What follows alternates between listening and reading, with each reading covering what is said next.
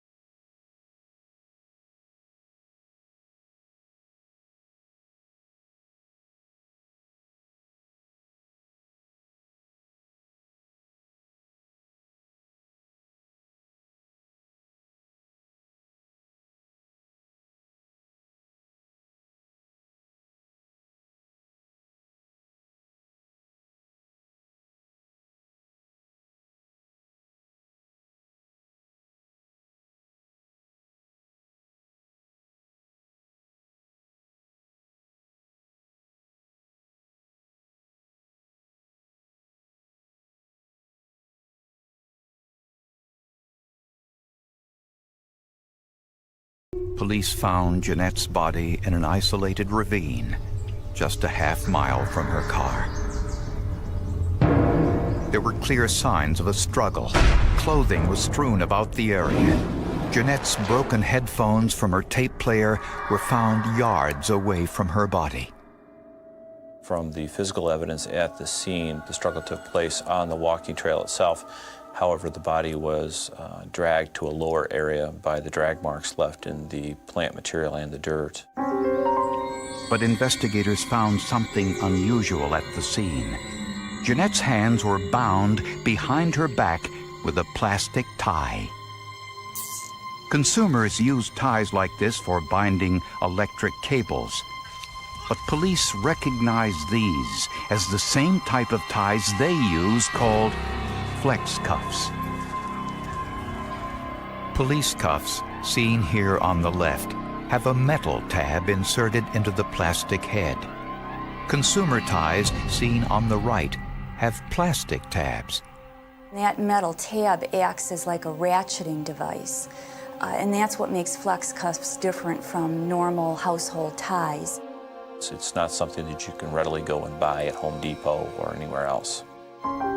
Investigators now had a potential pool of suspects, fellow police officers. Was the unthinkable possible? That one of their own had killed Jeanette Kirby.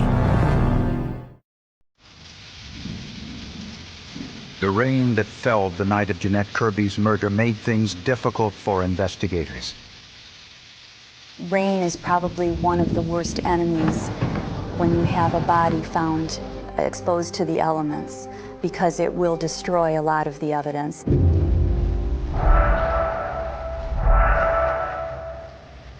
Police could find no footprints to or from the scene. There were no tire or bicycle impressions in the area. At the autopsy, the medical examiner found no signs of sexual assault. The cause of death was 3 knife wounds in her chest. In a search for suspects, investigators routinely question relatives and friends.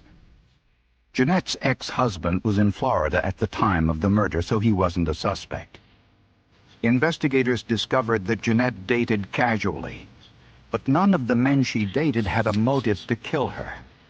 It appeared her murder was a random killing, the hardest type to solve. We don't have an eyewitness. We don't have a murder weapon.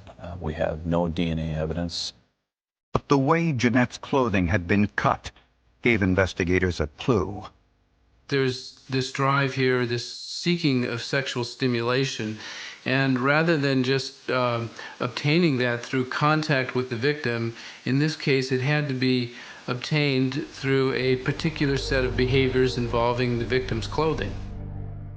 Her jersey had been cut up the middle, and her sweatpants had been sliced apart in squares, a methodical, time-consuming process.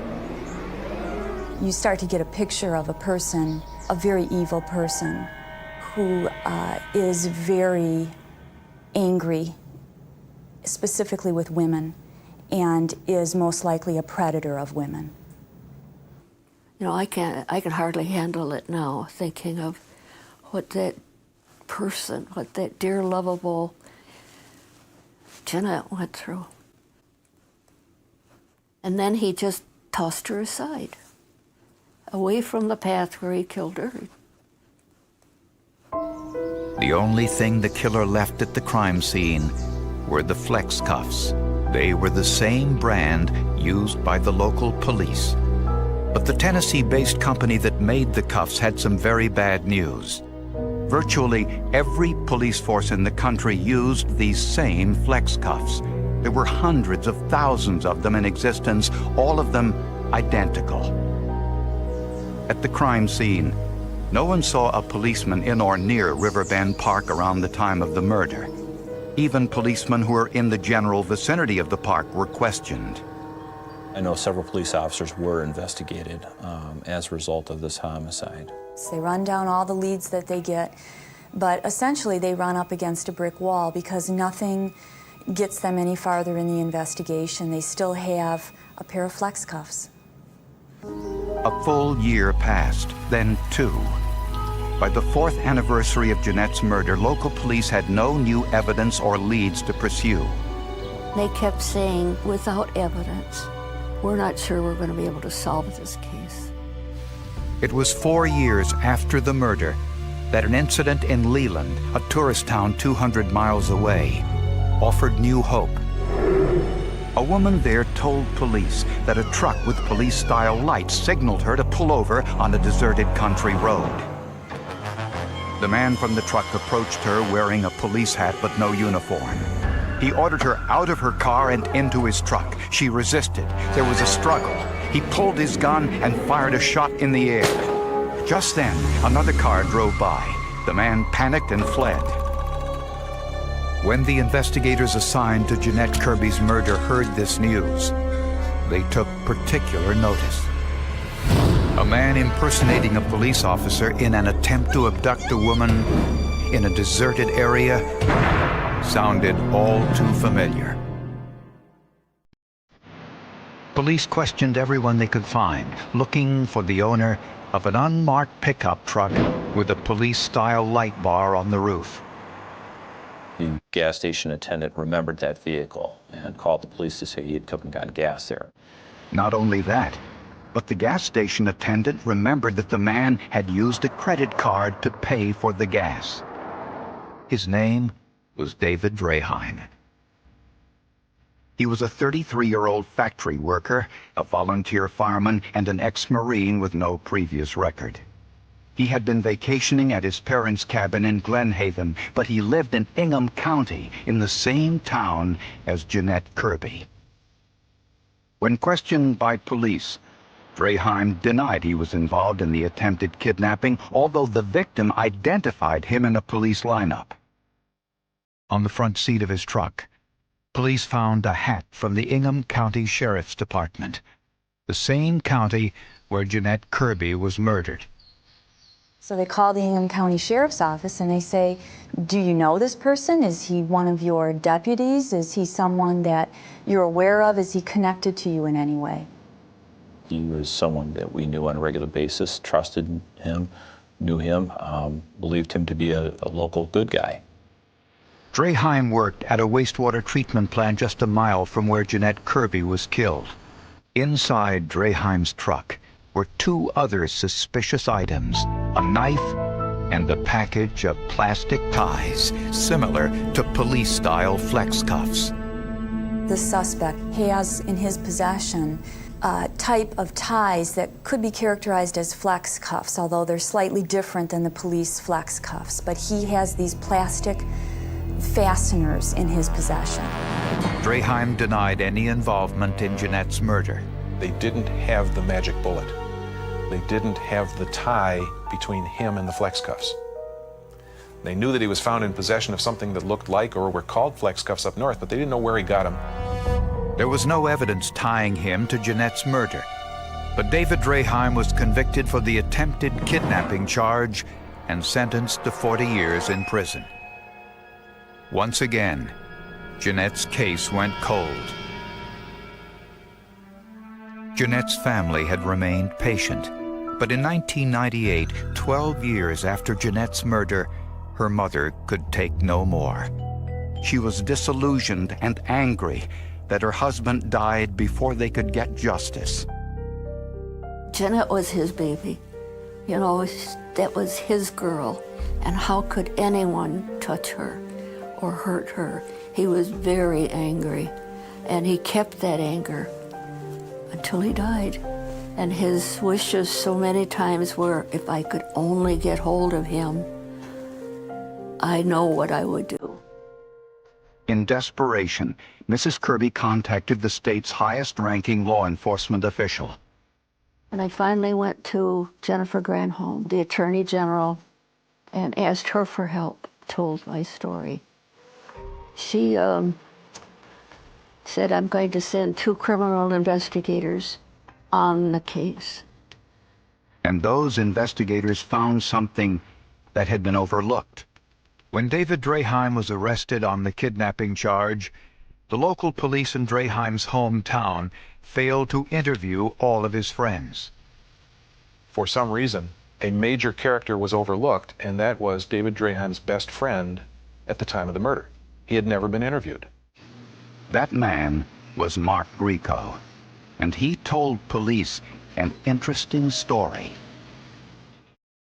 A few years before Jeanette Kirby's murder, Draheim and Grieco shared a house and both worked together as security guards. At the time, Grieco owned a used police car, which Grieco, pictured here with the car in 1984, was refurbishing. Was actually physically inside the trunk, trying to run the wires up through the dash, and that's when I found the plastic bag stuck in between the inner and outer fender well of the car, and it turned out to be the bag of flex cuffs. These were police-issue flex cuffs that had been overlooked when the car was sold. Grieco said he kept one for himself and gave the rest to Draheim.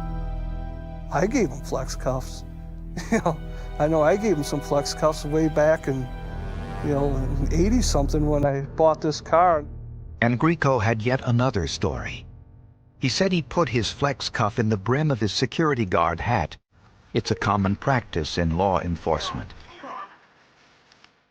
Police naturally asked Grieco whether he still had his security guard hat. I'm kind of a pack rat. Sure, I kept everything. Deep in his basement, among dozens of boxes of clothing and souvenirs, Grieco found that very same hat he wore as a security guard 15 years earlier. The odds of that happening are astronomical, and the importance to the case cannot be overstated. Inside the brim, just as he said, was a set of police flex cuffs. It was the same make and model used in Jeanette Kirby's murder. But investigators wanted to find some way to tell whether these two sets of cuffs were scientifically related.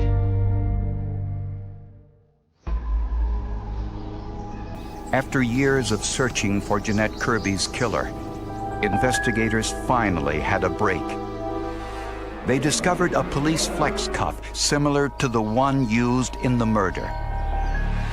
To learn more about how these flex cuffs are made, Michigan investigators went to Monterrey, Mexico, the only factory in the world that makes this brand of flex cuffs. This is the video shot by those investigators. Since the cuffs were all made with the same plastic, its chemical makeup provided no basis for comparison. But the stainless steel tabs in the flex cuffs were another matter. A carbide saw cuts the tabs from large spools of steel. The cut marks at the end of each tab are distinctive. And it's a very fast process and just is continually cutting for hours at a time. Well, during that process, the blade starts to wear a little bit. And while it's wearing, the marks that it's leaving on the metal tabs are changed. Cuffs provided by Mark Grieco were analyzed by Scott Marrier of the Michigan tab from each cuff for comparison. After all these years, There was a time when I was looking at this metal tab thinking, on a putty platform, then compared the two side by side. He was looking for signature marks made by the saw that cut the tabs. Marrier soon discovered that the marks were strikingly similar. They ran down the length of each tab, almost like both sides of a zipper. quality of the identification was so good that it would not surprise me at all if these two metal tabs had been produced consecutively. It was an absolutely perfect match. So perfect that it took everyone's breath away.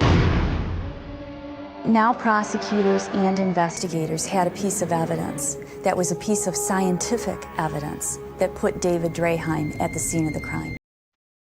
On June 12, 2002, David Draheim went on trial for Jeanette Kirby's murder. Prosecutors believe Draheim left his job at the water treatment facility around 4:30 on the day of the murder and drove to River Bend Park, less than a mile away. Prosecutors say Draheim was a predator, and when he saw Jeanette Kirby, he was prepared. He probably allowed her to jog or fast walk past the point where he was hiding and attacked her from behind. Immediately grabbed her hands behind her back and flex cuffed her. Now she was immobilized and isolated. Jeanette Kirby was murdered and her clothes cut in meticulous detail. Jeanette Kirby was simply in the wrong place at the wrong time. There's no other link between the two of them. That could have been me. That could have been any woman I know. And those moments that she spent before she died had to have been terrifying. At the trial, a surprise witness came forward saying that Draheim had flex cuffed her years earlier. He brought my other arm behind me and I was tied, I was strapped, I was just strapped. I couldn't go anywhere. And it was Draheim's wife who provided the most unusual bit of testimony. She told jurors he routinely jogged with a small packet of flex cuffs in a bag he wore around his waist. Why on earth would he need that equipment with him when he went out on a daily jog? The only reason was either it was there because it was part of the daily fantasy that he carried with him in his head, or it was there because he was hoping if some opportunity came up, it would be there when he needed it. David Draheim was found guilty of Jeanette Kirby's murder and was sentenced to 60 years in prison in addition to the 40 years he was already serving. Forensic science solved a case which might have gone unsolved had it not been for the persistence of Jeanette Kirby's mother and a man who never threw anything away. The science doesn't age. The tool marks that are left on those metal tabs will be there forever. They'll never change. Thankfully, forensic science did solve it.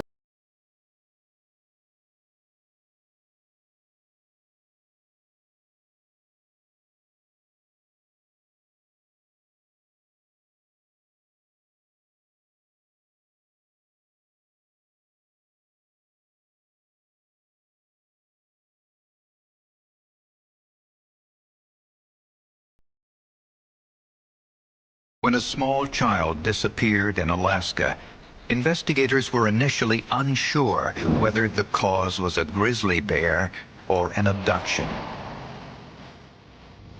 The discovery of a fiber, a piece of molten steel, and a chip of yellow glossy paint pointed police in the direction of a human. But others weren't so sure. As the Alaskan summer drew to a close in 1991, children in the small town of Taslina spent as much time outside as possible. They knew that in just a few short weeks, school would start, and along with it, the cold Alaskan winter. The Lemaire family enjoyed life in the Alaska wilderness with hunting, fishing, and riding four-wheel vehicles. 11-year-old Mandy Lemaire was the oldest child. She was a real interesting mix between a tomboy and a pretty little girl. She could be just as comfortable in a frilly dress at a social event as she could in hip boots standing on a river fishing. The town of Taslina has only 241 residents, so the homes are situated some distance apart. Mandy and her best friend April often walked a mile or more to meet their friends to play. That was the plan on August 22nd, 1991. Mandy and I took off. We got about down to the wheelbarrow down there. I had a big fanny pack on and I had tripped and skinned up my leg. I came back up here to the store and they helped me out. I got all cleaned up. Mandy was supposed to wait for me. But Mandy may have grown impatient. I ran back down, didn't find Mandy. Mandy always played pranks, and so we thought she was hiding in the bushes, gonna come out and scare us or something. She never did. 2 hours later, Mandy's father called police. Within hours, 75 friends and neighbors passed out flyers and searched the heavily wooded area from the ground and from the air. I knew that there was something wrong and that there was no way that she could have got lost. Alaskan State Trooper Jim McCann drove 5 hours from Fairbanks to join the search. I came down here with the opinion that there's more to this than certainly a grizzly attack or a child lost in the woods, just from what I read in the paper and from what I've been told over the telephone. This is the poster they hung out when they found out Mandy was missing. It says, "Missing Mandy Lemaire, long blonde hair, straight, 5 foot, weighs 105 to 110 pounds, age 11. I wrote she was my best friend." The search lasted for days. Search dogs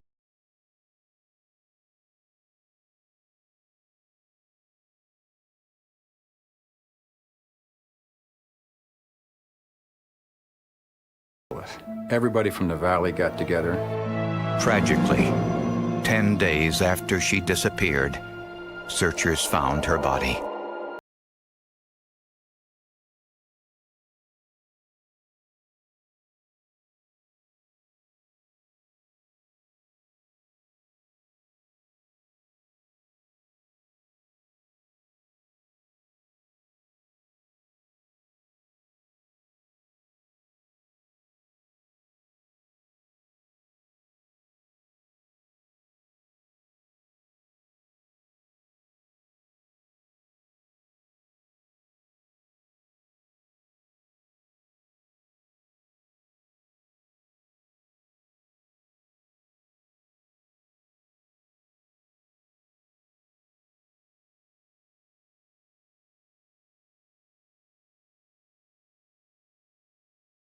complicating matters, there had been heavy rains a few days before the body was discovered, washing away possible trace evidence as well as foot and tire impressions.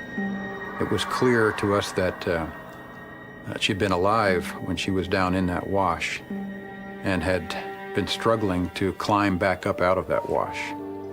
Her little fingernails were broken and filled with dirt. Police knew they'd have to work harder than usual to find necessary clues.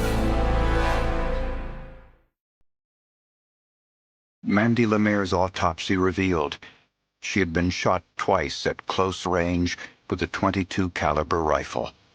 There were signs of sexual assault. In a search for suspects, an informant told police that construction worker David DeForest showed an unusual interest in the case and spoke of it constantly at work. 20 years earlier, DeForest was convicted of a car theft in New York State and had some recent brushes with the law. He had been in some trouble recently when he went out of state, and he was a suspect in a death out of state, too. DeForest denied any involvement in Mandy's murder. His employer confirmed he was at work on the day Mandy disappeared, so he wasn't considered a suspect. But DeForest had some information of his own. He saw another local man, Charlie Smithart, driving his pickup truck on the road where Mandy was last seen. He was described as a good guy to the kids, that all the Copper Center kids would come to his shop and he would fix their bicycles, give them candy. Certainly interesting to us. 61-year-old Smithart was a retired steel worker, had been divorced twice, and lived in a makeshift workshop behind his mother's home. Coincidentally, Smithart had assisted in the search for Mandy. He never put his name down on the search roster at the fire station to say that I am a member of this search team, I will search, but he would show up there and stand around, and then he would go off on his own. We found that strange. Smithart denied DeForest's claim that he was near the crime scene on the day Mandy disappeared and said he had an alibi. He said he was watching television with his mother, an alibi his mother confirmed. God knows he didn't do it. And the person who committed this crime knows that Charles didn't do it. In a town the size of Taslina, checking an alibi is easier than in most larger towns, and it helped investigators get their first break. They learned that Smithart's mother, Lucille, had gone shopping at the Copper River Cash Grocery Store on the day of Mandy's disappearance and paid for the items with a check. The time and date on the register tape was the same, and the time was 3:17. When Lucy said that she was home with her son, she wasn't home. She was at the grocery store buying groceries at that time. Suddenly that blew a hole in Charlie's alibi because it meant that his mother was at the grocery store at 3:17, that she was not at home when Smithart said she was at home to bolster his alibi, and that frankly he had no alibi for the 2 hours when Mandy disappeared.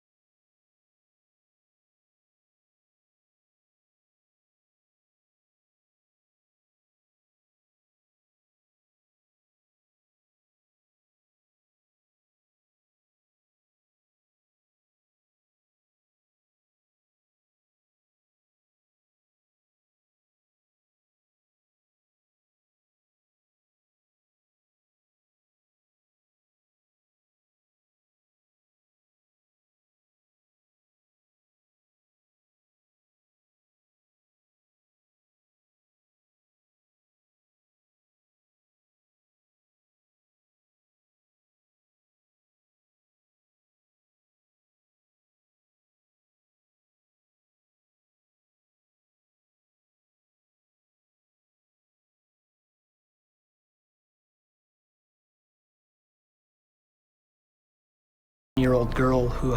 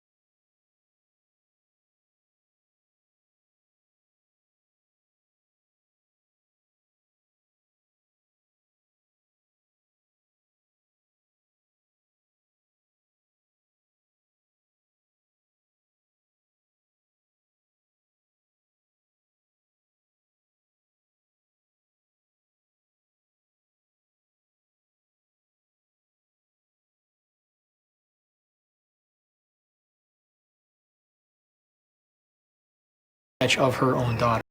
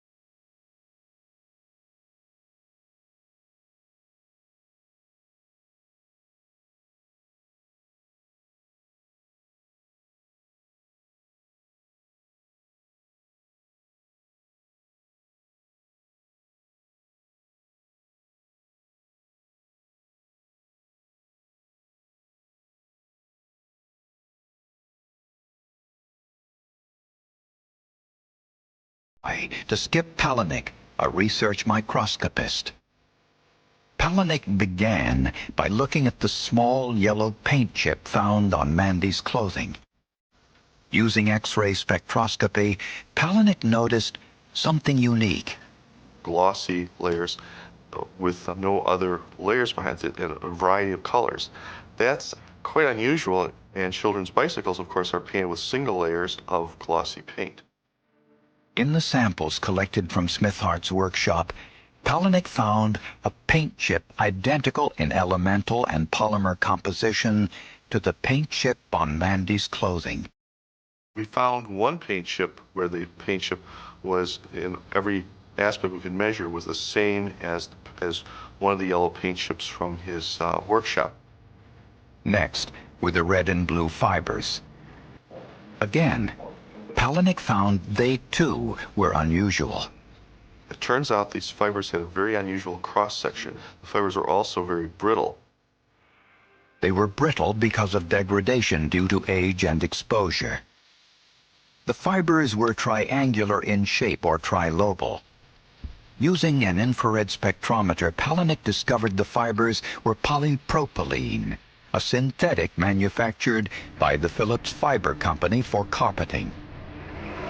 Palahniuk then analyzed the fibers gathered from Smith-Hart's truck and clothing. We find in Smith-Hart's environment exactly the same kinds of fibers.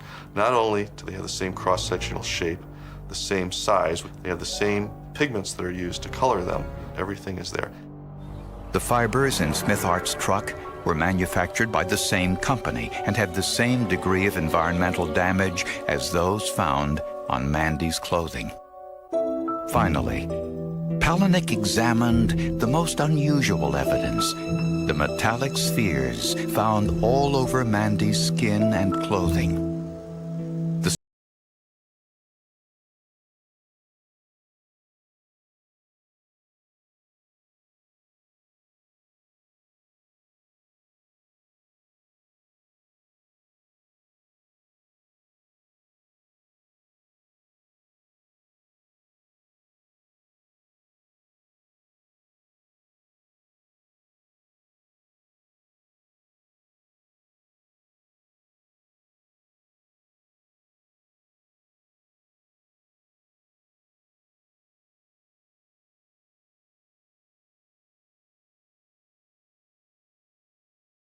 Consistent in all respects with having originated from Mr. Smith-Hart's environment, based on my knowledge of the particles, is that it would be extremely unlikely to have all those particles come together just by chance somewhere else. Now armed with forensic evidence, investigators wanted to learn as much as they could about Smith-Hart's background, so they flew to California to interview one of his daughters. There, they found evidence that Mandy Lemaire wasn't his first victim.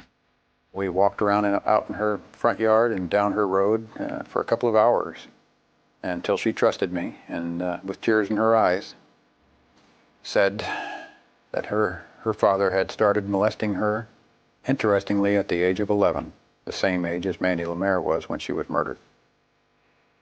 And that all her sisters had also been molested.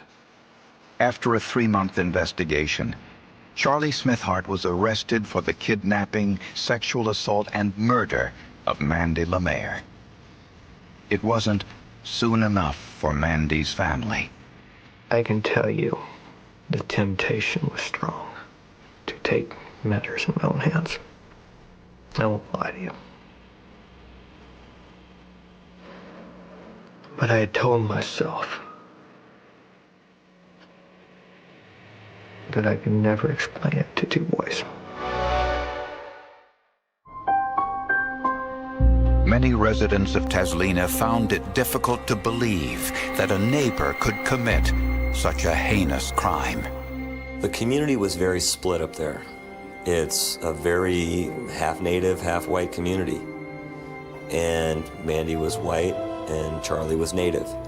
And you had the split down the center, essentially. That the white community felt that he was involved and the native community felt that he was not involved.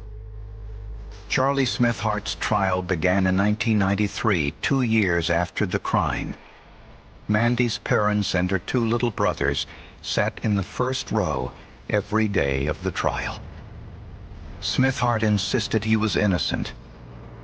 Mr. Smithhart, you're going to have to be quiet at this point. We have to hold the court. You're going to throw me in jail?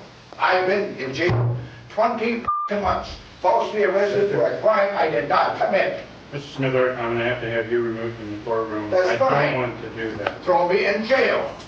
I've been in there for 20 months, falsely arrested for a crime I did not commit.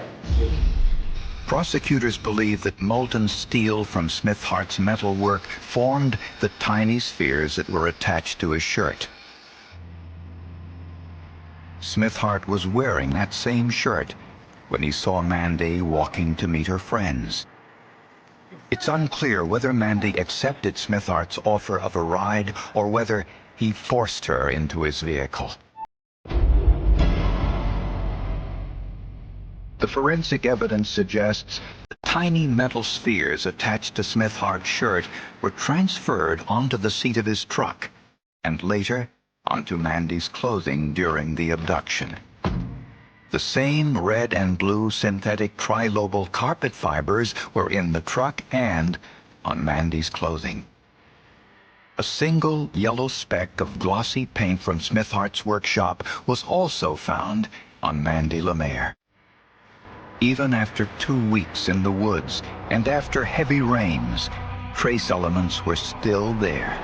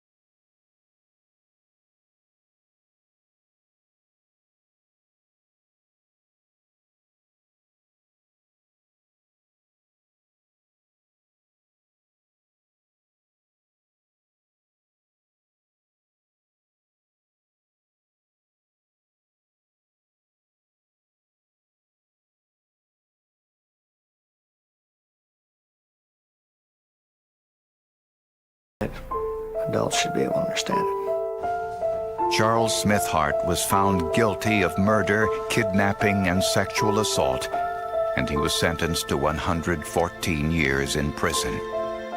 Mr. Lemaire introduced me to his son, who he said was somewhat interested in forensic science. And what he handed me is a courtroom sketch he had made, hand-drawn picture with the words written on it, "Thank you for helping catch my sister's killer." That kind of thing does tug at your heartstrings. This crime affected everyone in Taslina in different ways. Now that I live in her old house, it haunts me. My memories come back. Certain smells bring back memories. My son sleeps in her old bedroom, and there's a sticker on the window that she and I had stuck there when we were little girls. Some people think it ought to be over. It's never over. I went through awful days leading up to when Mandy's graduation would have been. for years prior. I couldn't go to graduations.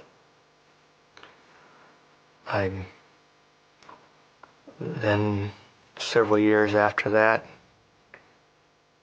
when girls that would have been Mandy's age were being married, were getting married, I couldn't go to those. It's a whole life long. She's not here. I'm missing this time of her life. 6 years later, Alaska Supreme Court overturned Smithart's conviction because some evidence the defense team had planned to introduce had been denied. Smithart died of lung cancer in an Alaska prison while awaiting a retrial. The phone call lasted only 37 seconds. 37 seconds that reopened a mystery buried beneath decades of silence. The voice was distorted. Low. Careful. Almost impossible to identify. But the message was clear. Look beneath the old bridge before they destroy it. Then the line went dead. For 28 years, the disappearance of Claire Whitmore had remained one of the darkest unanswered questions in Mississippi.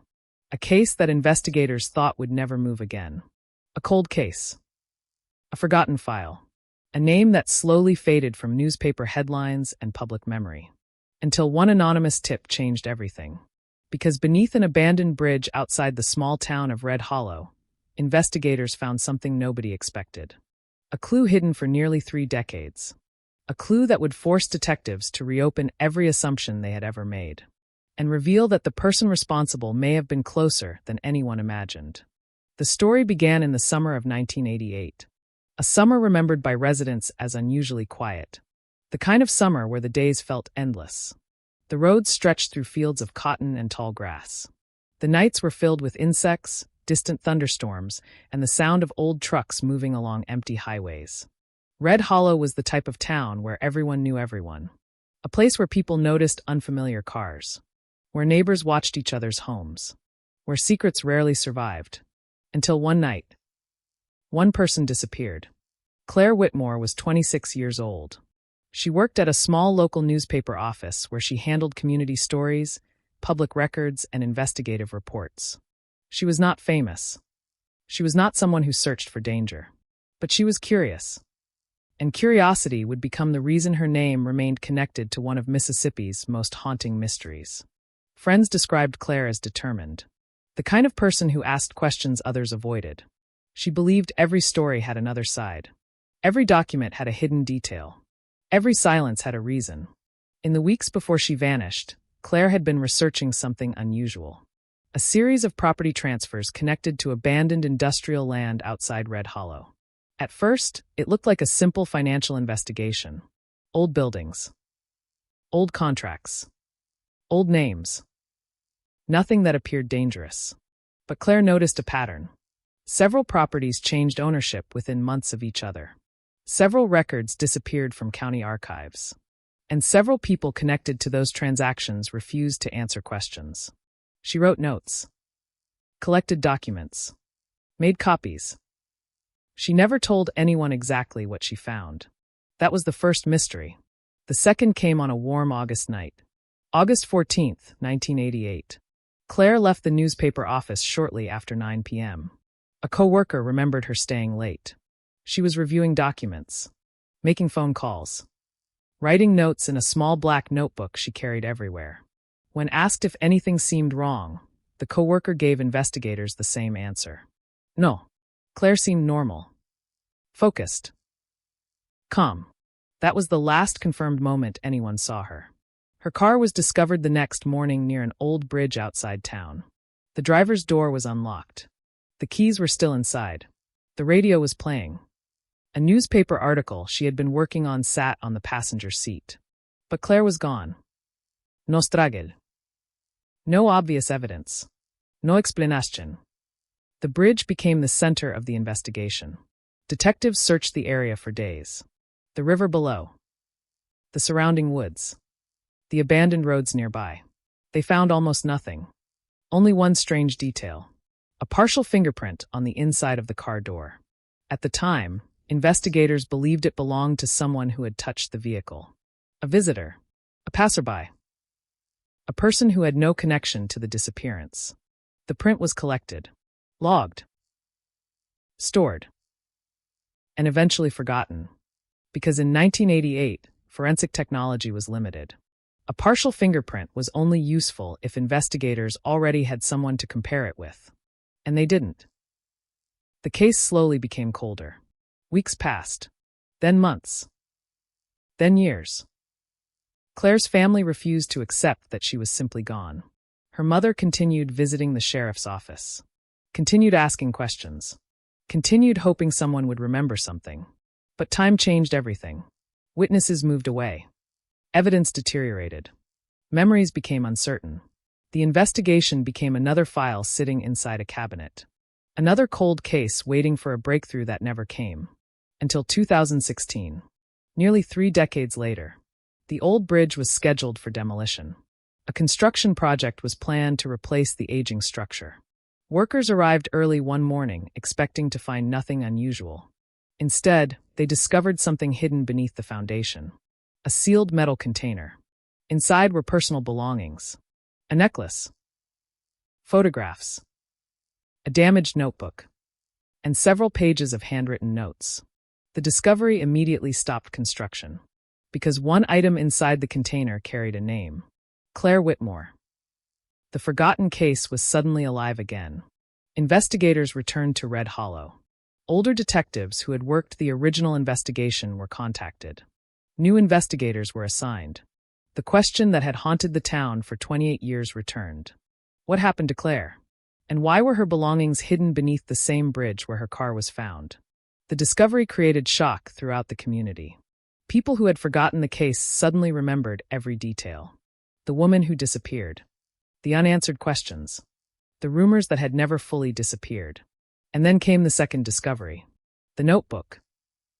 Although damaged by water and time, several pages were still readable. Claire had been documenting her investigation. Names. Dates. Locations. Connections. And one sentence written near the final page. A sentence that immediately changed the direction of the case. I finally know who has been watching me. Investigators stopped. Because Claire had not been randomly targeted. She had known something. She had been close to something. And someone knew she was getting closer. The old fingerprint from 1988 was pulled from evidence storage. For 28 years, it had waited. Untouched. Unmatched. Forgotten. But technology had changed. Modern forensic databases could analyze what investigators in 1988 could not. The partial print was processed again. Days passed. Then the call came. A match had been found. A name appeared. A name that shocked everyone involved. Because the fingerprint did not belong to a stranger. It belonged to someone who had been questioned during the original investigation. Someone who had been allowed to walk away. Someone who had been hiding in plain sight. And after 28 years of silence, the cold case was no longer cold. The cold case was no longer cold. But finding a name was only the beginning. Because in a case that had survived 28 years of silence, the first question was not who. The first question was why. Why had the fingerprint belonged to someone investigators already knew? Why had that person been connected to the investigation from the beginning? And why had nobody discovered the connection in 1988? The answer was buried inside the original case files. Files that had not been opened in decades. Old photographs. Handwritten reports. Interview transcripts recorded on fading paper. Evidence logs covered in dust. The Mississippi cold case that once seemed impossible to solve was suddenly moving again. And every new discovery created a darker picture. The fingerprint belonged to Daniel Mercer. A name that immediately shocked retired detectives. Because Daniel Mercer was not a stranger. He was one of the first people interviewed after Claire Whitmore disappeared. In 1988, investigators described him as cooperative, helpful, calm. A local businessman who owned several properties around Red Hollow, including one of the abandoned industrial sites Claire had been investigating before she vanished. At the time, detectives found nothing that connected him directly to the disappearance. His explanation was simple. He said he knew Claire because she had asked questions about property records. He admitted speaking with her. He admitted meeting her. but he denied knowing anything about what happened the night she disappeared. The original investigators moved on. The fingerprint was never matched. The connection was never discovered. And Daniel Mercer continued living his life. For nearly 3 decades. When investigators arrived at his home in 2016, they expected resistance. They expected anger. They expected someone who would immediately hire lawyers and refuse to speak. Instead, Daniel Mercer opened the door.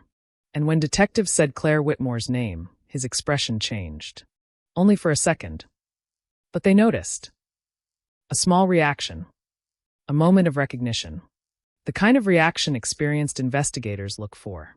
"You finally found it," Mercer said. The detectives froze. Because his words were not the words of someone hearing old news. They sounded like the words of someone waiting for someone to discover the truth. The interview room was silent. Daniel Mercer sat across from investigators with his hands folded. Older now. Gray hair. A tired face. But still carrying the same confidence described in the original reports. Detective Laura Bennett led the interview. She had spent years studying cold cases. She knew something important. People connected to old mysteries often remember one thing differently. Time changes memories. But guilt changes behavior.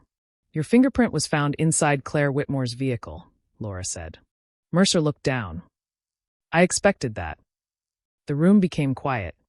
"You expected it?" Mercer nodded slowly. "Yes." "Why?" A long pause. Then he answered. "Because I was there." The statement changed everything. For 28 years, investigators believed they were searching for someone who had touched Claire's car. Now they were speaking to someone admitting he was present. But presence was not the same as murder. And detectives needed the truth. What happened that night? Mercer looked toward the window. The interview room lights reflected against the glass. "I saw Claire at the bridge." "Why?" "I was trying to stop her." The detectives exchanged looks. "Stop her from doing what?" Mercer hesitated. "From publishing the story." That sentence opened a new direction. Claire's investigation. The property transfers. The missing records. The hidden documents. Everything came back. Mercer admitted that Claire had discovered irregularities involving the old industrial properties outside Red Hollow. But he claimed the truth was more complicated than people believed. He said the properties were not just abandoned land. They were connected to a private development agreement involving powerful local figures. People with influence. People who did not want old records examined. People who had spent years controlling what information became public. Claire had found something. Something that threatened them. But Mercer insisted he was not the person who wanted her silenced. He claimed he went to the bridge that night because he wanted to warn her. Not hurt her. "Why didn't you tell investigators this in 1988? Mercer remained silent. That silence lasted longer than any answer. Finally, he spoke. "Because I was afraid." "Afraid of what?" "Of the people who were really involved." The detectives pushed harder. "Who?" Mercer looked directly at them. "I can't tell you." "Why?" "Because they're still watching." The interview ended without an arrest. But the investigation had changed completely. Daniel Mercer was no longer just a possible suspect. He was a witness. A witness who had hidden information for 28 years. And that raised another question. If Mercer was afraid, who was he afraid of? Investigators returned to Claire's recovered notebook. They analyzed every remaining page. The damaged handwriting became the center of the case. Claire had written about Daniel Mercer. But she had also written about someone else. A person whose name appeared repeatedly. A person she described only with initials. H. At first, investigators believed the initials represented a person.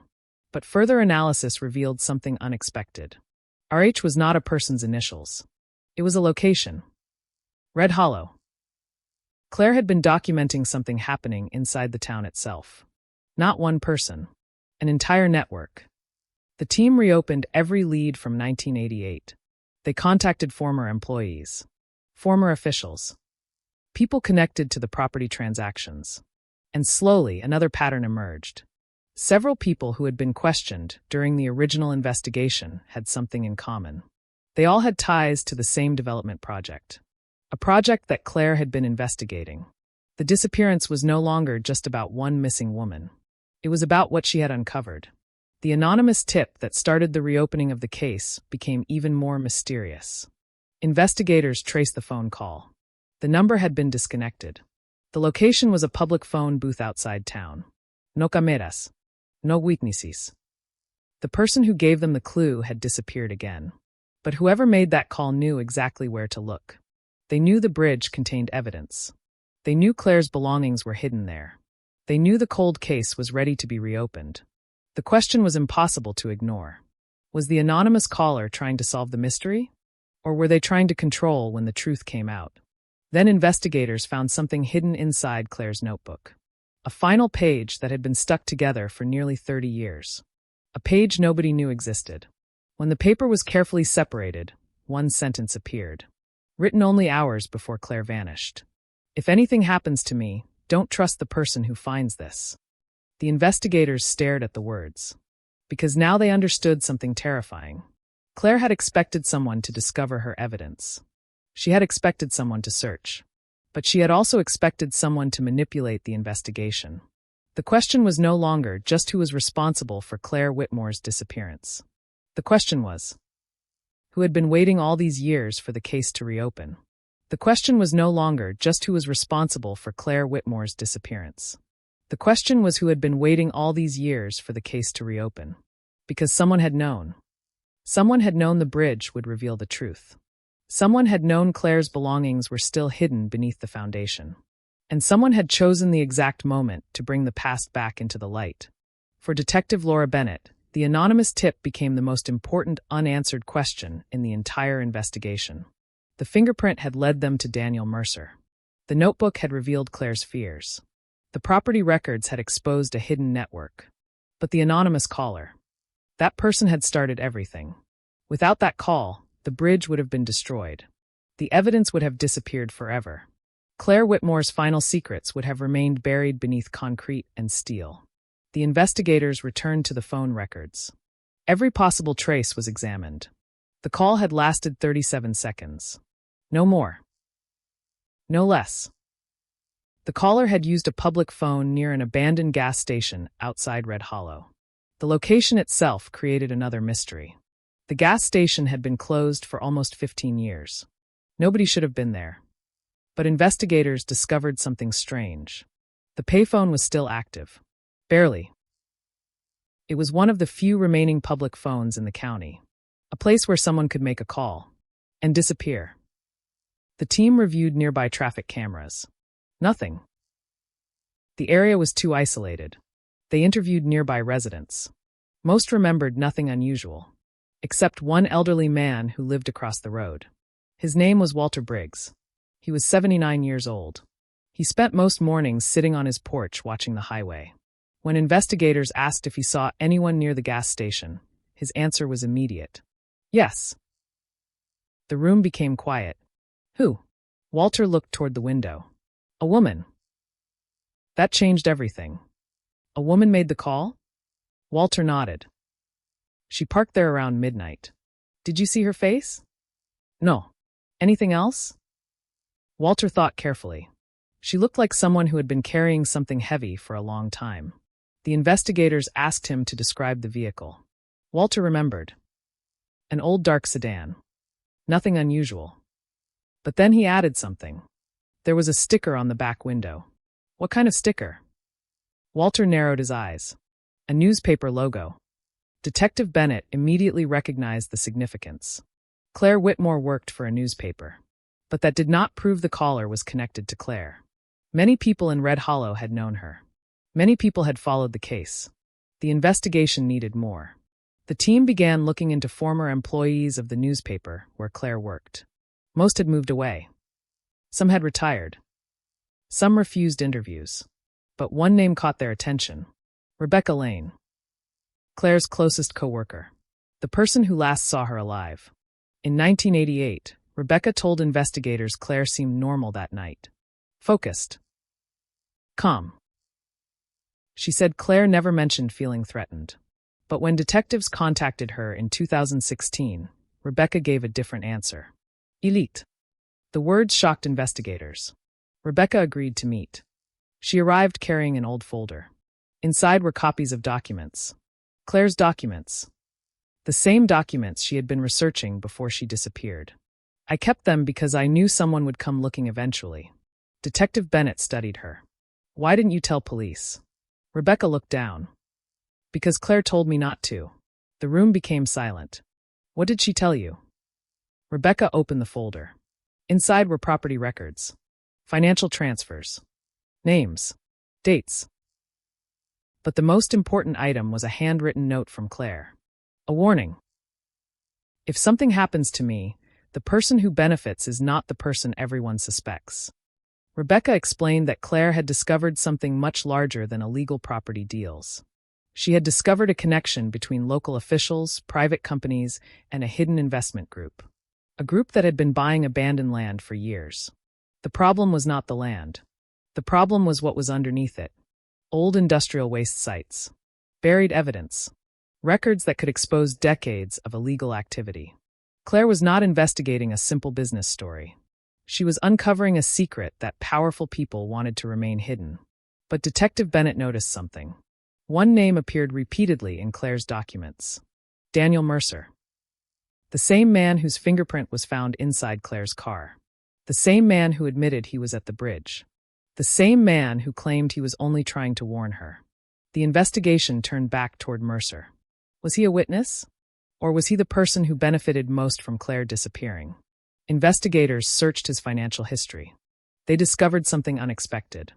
In the months after Claire vanished, Daniel Mercer received a large payment. A private transfer. No explanation. No public record. The source? A company connected to the Hidden Development Project. Mercer's story began to weaken. When confronted, he did not deny receiving the money. But he claimed it was not payment for silence. It was protection. The detectives stared at him. Protection from who? Mercer looked exhausted. From the people who actually made her disappear. The answer created another layer of mystery. Because everyone connected to Claire's case seemed to point toward someone else. Everyone had a different version. Everyone had a different fear. Everyone claimed they were protecting themselves from a greater threat. But someone was lying. Maybe everyone was. The investigation reached a breaking point when forensic experts examined the recovered notebook again. Using advanced restoration techniques, they discovered hidden writing beneath the damaged final pages. A message Claire had written and then covered. A message nobody knew existed. 3 words. 3 words that changed everything. Ask the sheriff. Detective Bennett froze. Because in 1988, the sheriff of Red Hollow was Thomas Caldwell. The man who led the original search. The man who publicly promised Claire's family he would find answers. The man who had controlled the investigation from the beginning. The investigators reviewed every decision made by his department. Every missed lead. Every ignored witness. Every piece of evidence that disappeared. And then they found something impossible.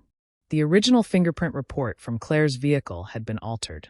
The evidence number had been changed. The analysis date had been changed. Someone had attempted to make the fingerprint impossible to trace. But they had failed. 28 years later. Technology had exposed what someone tried to erase. The cold case was no longer about a missing woman. It was about a cover-up. A cover-up that reached deeper than anyone imagined. And at the center of it all was the person who was supposed to find the truth. The sheriff. The investigator. The man everyone trusted. Because sometimes the most dangerous secrets are not hidden from the people searching. They are hidden by the people leading the search. The most dangerous secrets are not hidden from the people searching. They are hidden by the people leading the search.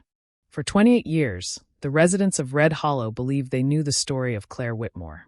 A young journalist. A missing woman. A case that went cold. A tragedy that haunted a small Mississippi town. But now investigators were facing a horrifying possibility.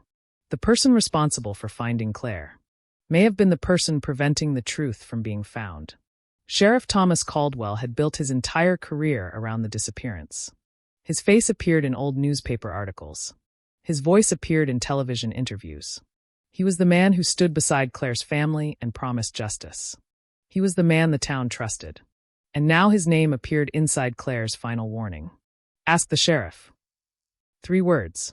3 words that turned the entire investigation upside down. Detective Laura Bennett knew accusations were easy. Proof was not. A person could appear suspicious without being guilty. A mistake could look like a conspiracy.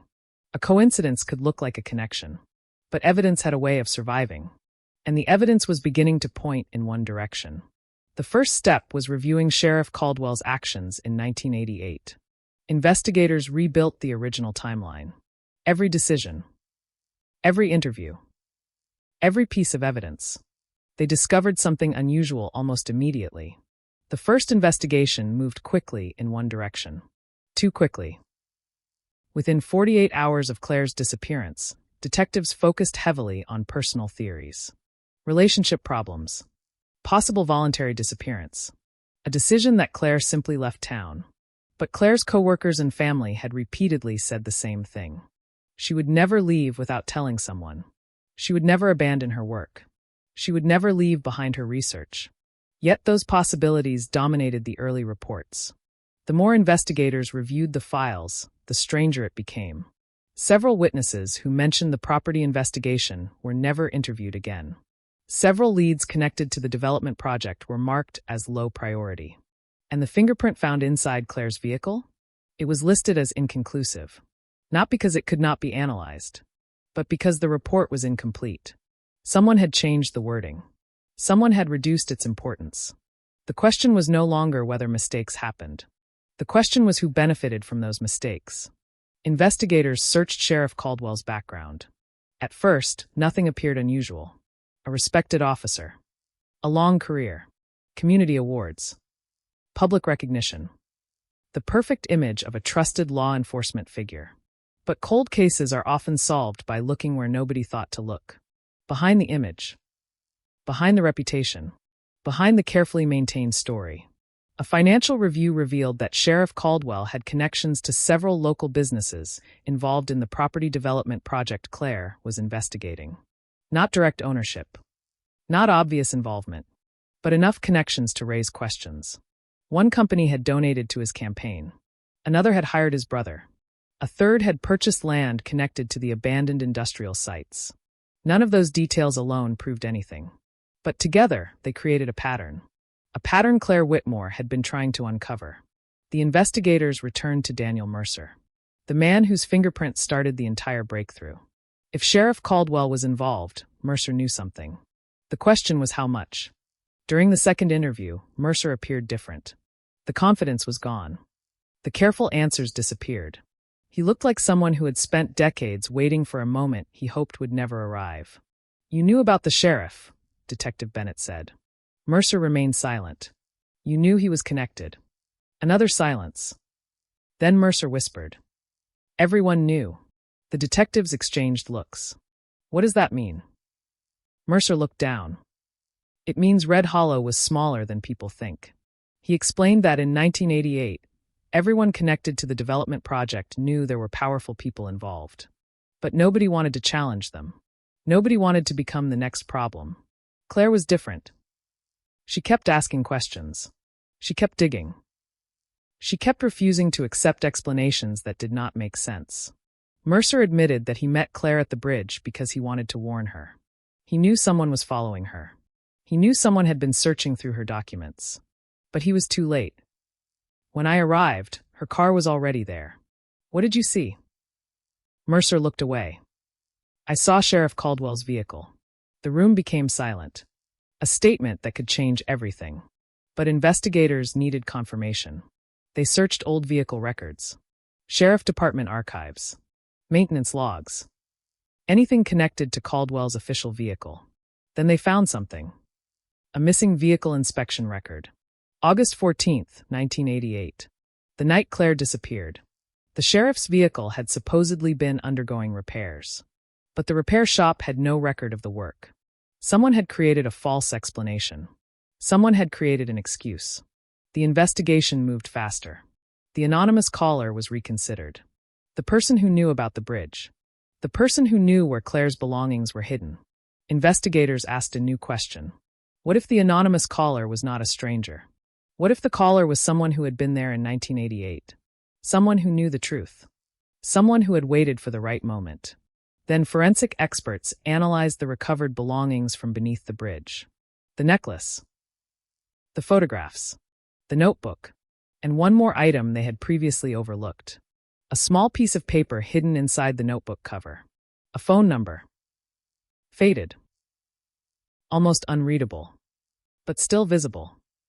The number belonged to a retired county employee, a woman named Evelyn Brooks. She had worked in the records department in 1988. When investigators contacted her, she immediately agreed to speak. But before answering questions, she asked one thing. "Did you finally find out what happened to Claire?" The detectives paused. "Why do you ask that?" Evelyn answered quietly. "Because I was the one who tried to tell her." The statement opened another hidden chapter. Evelyn revealed that months before Claire disappeared, she found unusual changes in county records. Files were removed. Ownership documents were altered. Property histories were rewritten. She reported it. But nobody listened. Then Claire started asking the same questions. Evelyn gave her copies of documents. She became one of Claire's sources. But she was terrified. Because after sharing information, she noticed someone watching her. The same person who had been watching Claire. The same person connected to the sheriff's office. Evelyn reached into her bag. She removed an old photograph. A photograph she had kept hidden for 28 years. It showed the county records building. Taken late at night. Outside the entrance stood a vehicle. A sheriff's vehicle. And beside it, a person removing files. Evelyn pointed at the image. "I took this the night before Claire disappeared." Detective Bennett looked closer. The photograph was damaged. The face was unclear. But the vehicle was visible. And the license plate matched Sheriff Thomas Caldwell's official vehicle. The case had reached a turning point. The investigators now had something they never had before. A direct connection. A reason. A possible motive. But one question remained. What happened to Claire Whitmore after she reached the bridge? Because knowing who wanted her silenced was only half the mystery. Finding out what happened to her would reveal the darkest secret Red Hollow had ever hidden. Finding out what happened to her would reveal the darkest secret Red Hollow had ever hidden. For 28 years, the town had lived with a question nobody could answer. Where did Claire Whitmore go? The evidence had finally begun to reveal the forces surrounding her disappearance. The hidden records. The altered reports. The missing files. The sheriff's connection. The anonymous warning. But the most important piece was still missing. Claire herself. Without knowing what happened after she reached the bridge, the investigation remained incomplete. And that was the part that haunted Detective Laura Bennett the most. Because everything pointed to a carefully planned cover-up. Not a sudden crime. Not a random act. A plan. Someone had anticipated questions. Someone had controlled information. Someone had spent years making sure Claire Whitmore became a forgotten name. But forgotten names have a way of returning. And Claire was returning. The new investigation expanded beyond Red Hollow. Federal analysts reviewed the property records Claire had been studying before she vanished. What they discovered shocked everyone. The abandoned industrial land was not worthless. For years, local officials had claimed the properties were too damaged and expensive to develop. But behind closed doors, those same properties were being transferred between private companies. The land was being purchased cheaply. Records were being changed. Ownership was being hidden. And Claire had discovered the reason. Beneath several of those properties were environmental violations. Old waste sites. Illegal dumping. Evidence that could expose years of corruption. Claire was not investigating a simple business dispute. She was uncovering a system protected by money, influence, and fear. The investigators returned to Claire's final days. They rebuilt every hour, every phone call, every conversation, every movement. The timeline showed something disturbing. Claire had planned to publish her findings. Not months later. Not eventually. Within days. She had already contacted another newspaper outside Mississippi. She had arranged to send copies of her documents.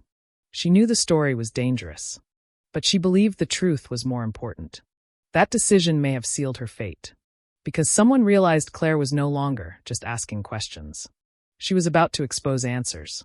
The recovered notebook revealed more details. Claire had written about feeling watched. Not occasionally. Constantly. She described unfamiliar vehicles near her home. Unknown calls late at night. Documents moved from places where she kept them. Someone was entering her life without leaving obvious evidence.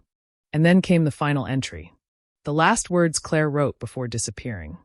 I know who is behind this. No name. No explanation. Only that sentence.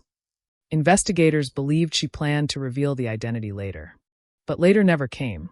The team searched every remaining page of her notebook. Every damaged corner. Every hidden mark. Using forensic imaging technology, they discovered something underneath the final entry. A fin impression. Writing from a previous page that had been removed. The technology revealed several words. Words Claire had written before. The person I trusted most. The sentence ended there. The rest was missing. That discovery created another mystery. Who was the person Claire trusted most? A friend? A coworker? A source? Someone inside law enforcement? The investigators interviewed everyone connected to Claire. Family. Friends. Former colleagues. Each person described her as careful. She did not trust easily. She protected her sources. She questioned everyone. But there was one person she had mentioned repeatedly. A person she believed could help her. Sheriff Thomas Caldwell. That revelation shocked investigators. Because Claire had not initially viewed him as an enemy. She viewed him as someone who could help expose the truth. She had trusted him. And that trust may have been the reason she disappeared. The investigation team searched Sheriff Caldwell's old records again. This time they found something hidden. A private communication log. From 1988. Several calls between Caldwell and people connected to the development companies. Including one call made hours after Claire disappeared. The content was not recorded. But the timing was enough to raise alarms. Then came the discovery that changed the case forever. A former deputy named Michael Turner contacted investigators. He had retired years earlier. He had never spoken publicly about Claire's case. But after seeing the new investigation reports, he decided he could no longer remain silent. His statement was explosive. I saw her that night. Detective Bennett immediately arranged a meeting. Michael Turner arrived carrying a box. Inside were personal notes, old photographs, and a small tape recorder. I should have come forward years ago, he said. What stopped you? Turner looked away. Fear. He explained that on the night Claire disappeared, he was a young deputy. He received a call from Sheriff Caldwell. The sheriff ordered him to drive to the bridge. Not officially. No report. No radio record. No paperwork. Just a direct order. When I arrived, Claire was there. The room went silent. Alive? Turner nodded. Yes.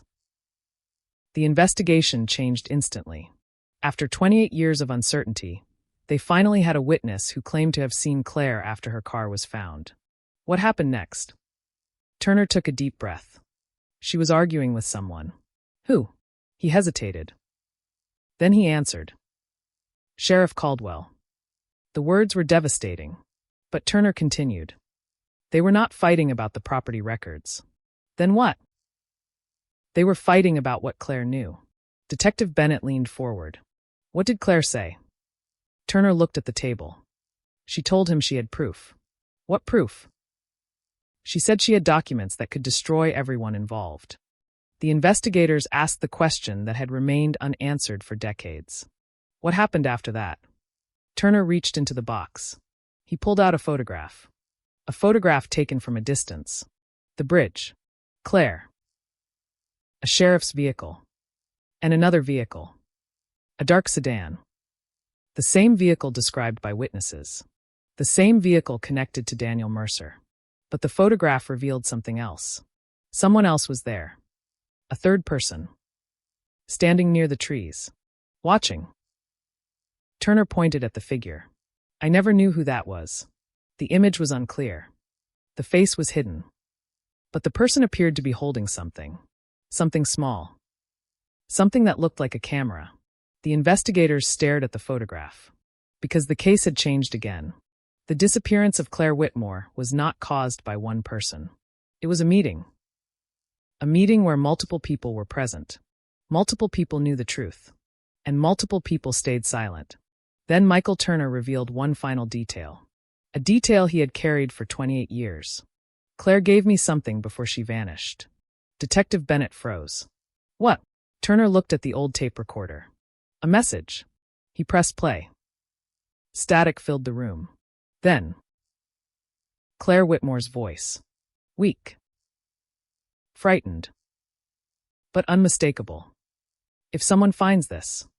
The recording stopped. The battery had failed. The final words were missing. The investigators stared at the recorder. Because after 28 years, they were finally hearing Claire again. But the message was incomplete. And the missing words might reveal exactly who took her away. The missing words might reveal exactly who took her away. For 28 years, Claire Whitmore existed only through memories. A photograph on a missing person poster. A name inside an old investigation file. A story people whispered about when the conversation turned to the darkest moments of Red Hollow. But now, her voice had returned. A damaged recording. A few seconds of sound. A connection to the night everything changed. For Detective Laura Bennett, the tape represented something more than evidence. It was a message from the past. A message that had survived when almost everything else disappeared. The forensic audio team worked through the night. Every second of the recording was analyzed. Background noise removed. Static reduced. Damaged sections repaired. The goal was simple. Recover Claire's final words. The words she wanted someone to hear. After several days, the specialists announced they had recovered additional audio. Not much. Only a few seconds. But enough. The recording began with Claire breathing heavily. Her voice sounded distant, like she was speaking while moving. If you are hearing this. A pause. If you found my notes. Another pause. Then a sound. A vehicle door closing. Someone approaching. Claire whispered one final sentence. Do not believe what they tell you. Then the recording ended. The room stayed silent. Because those words created a terrifying possibility. Claire was not leaving a goodbye message. She was leaving a warning.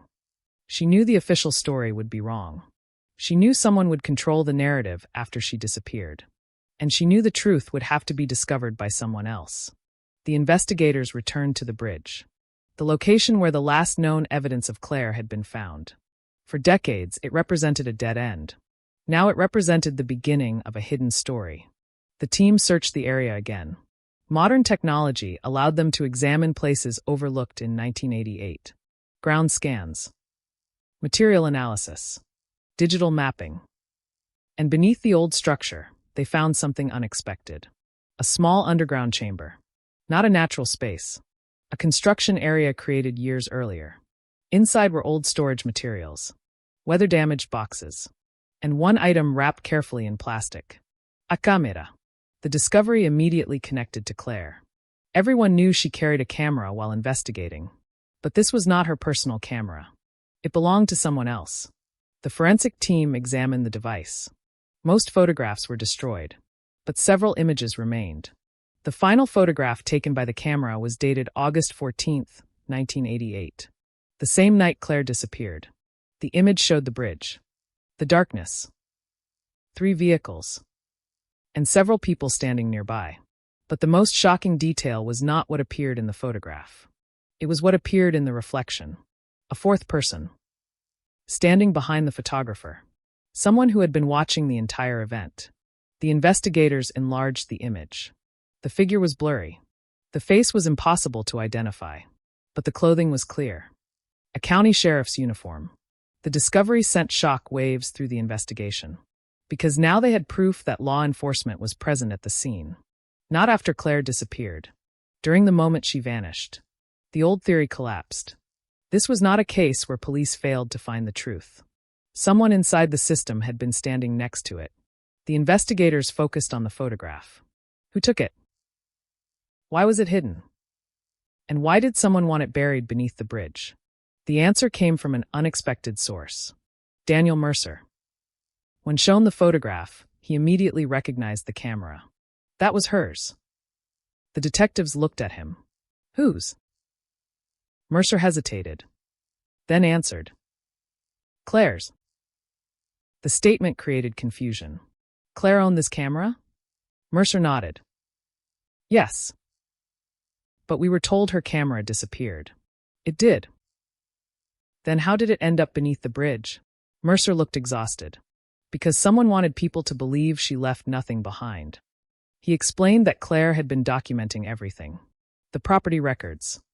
The meetings. The people involved. She knew physical evidence could disappear. So she created copies. Notes. Recordings. She was preparing for the possibility that someone would try to stop her. The investigators asked Mercer the question that had been waiting for decades. Why didn't you tell anyone? His answer was quiet. Because I was threatened. The room changed. By who? Mercer looked directly at Detective Bennett. By the sheriff. The investigation now had multiple witnesses pointing toward the same person. But there was still a problem.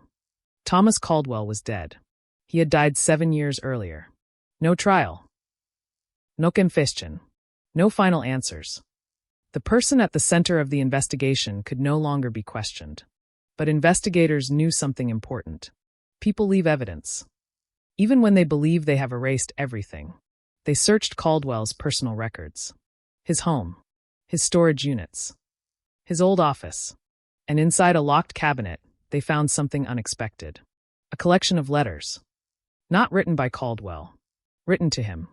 Letters from people connected to the property development project. The contents revealed a hidden agreement. A promise. A plan. A warning. Several letters mention Claire. Not by name. But by description. The reporter. She knows too much. She cannot publish. The investigators realized the disappearance was not an isolated event. It was the final step in protecting a much larger secret. Then came the most shocking discovery. One letter contained a sentence written shortly before Claire vanished. Mercer will handle the bridge. The investigators froze. Because Daniel Mercer had spent years claiming he was only a witness. But the evidence now suggested something else. Someone had expected him to be involved. Someone had assigned him a role. The entire investigation shifted again. Was Mercer telling the truth? Or was he another person manipulating the story? When detectives confronted him with the letter, his reaction was immediate. Not anger. Not surprise. Fear. I knew this day would come. The statement confused investigators. What does that mean? Mercer looked toward the floor. It means you finally found the part one tried to hide. What part? He took a deep breath.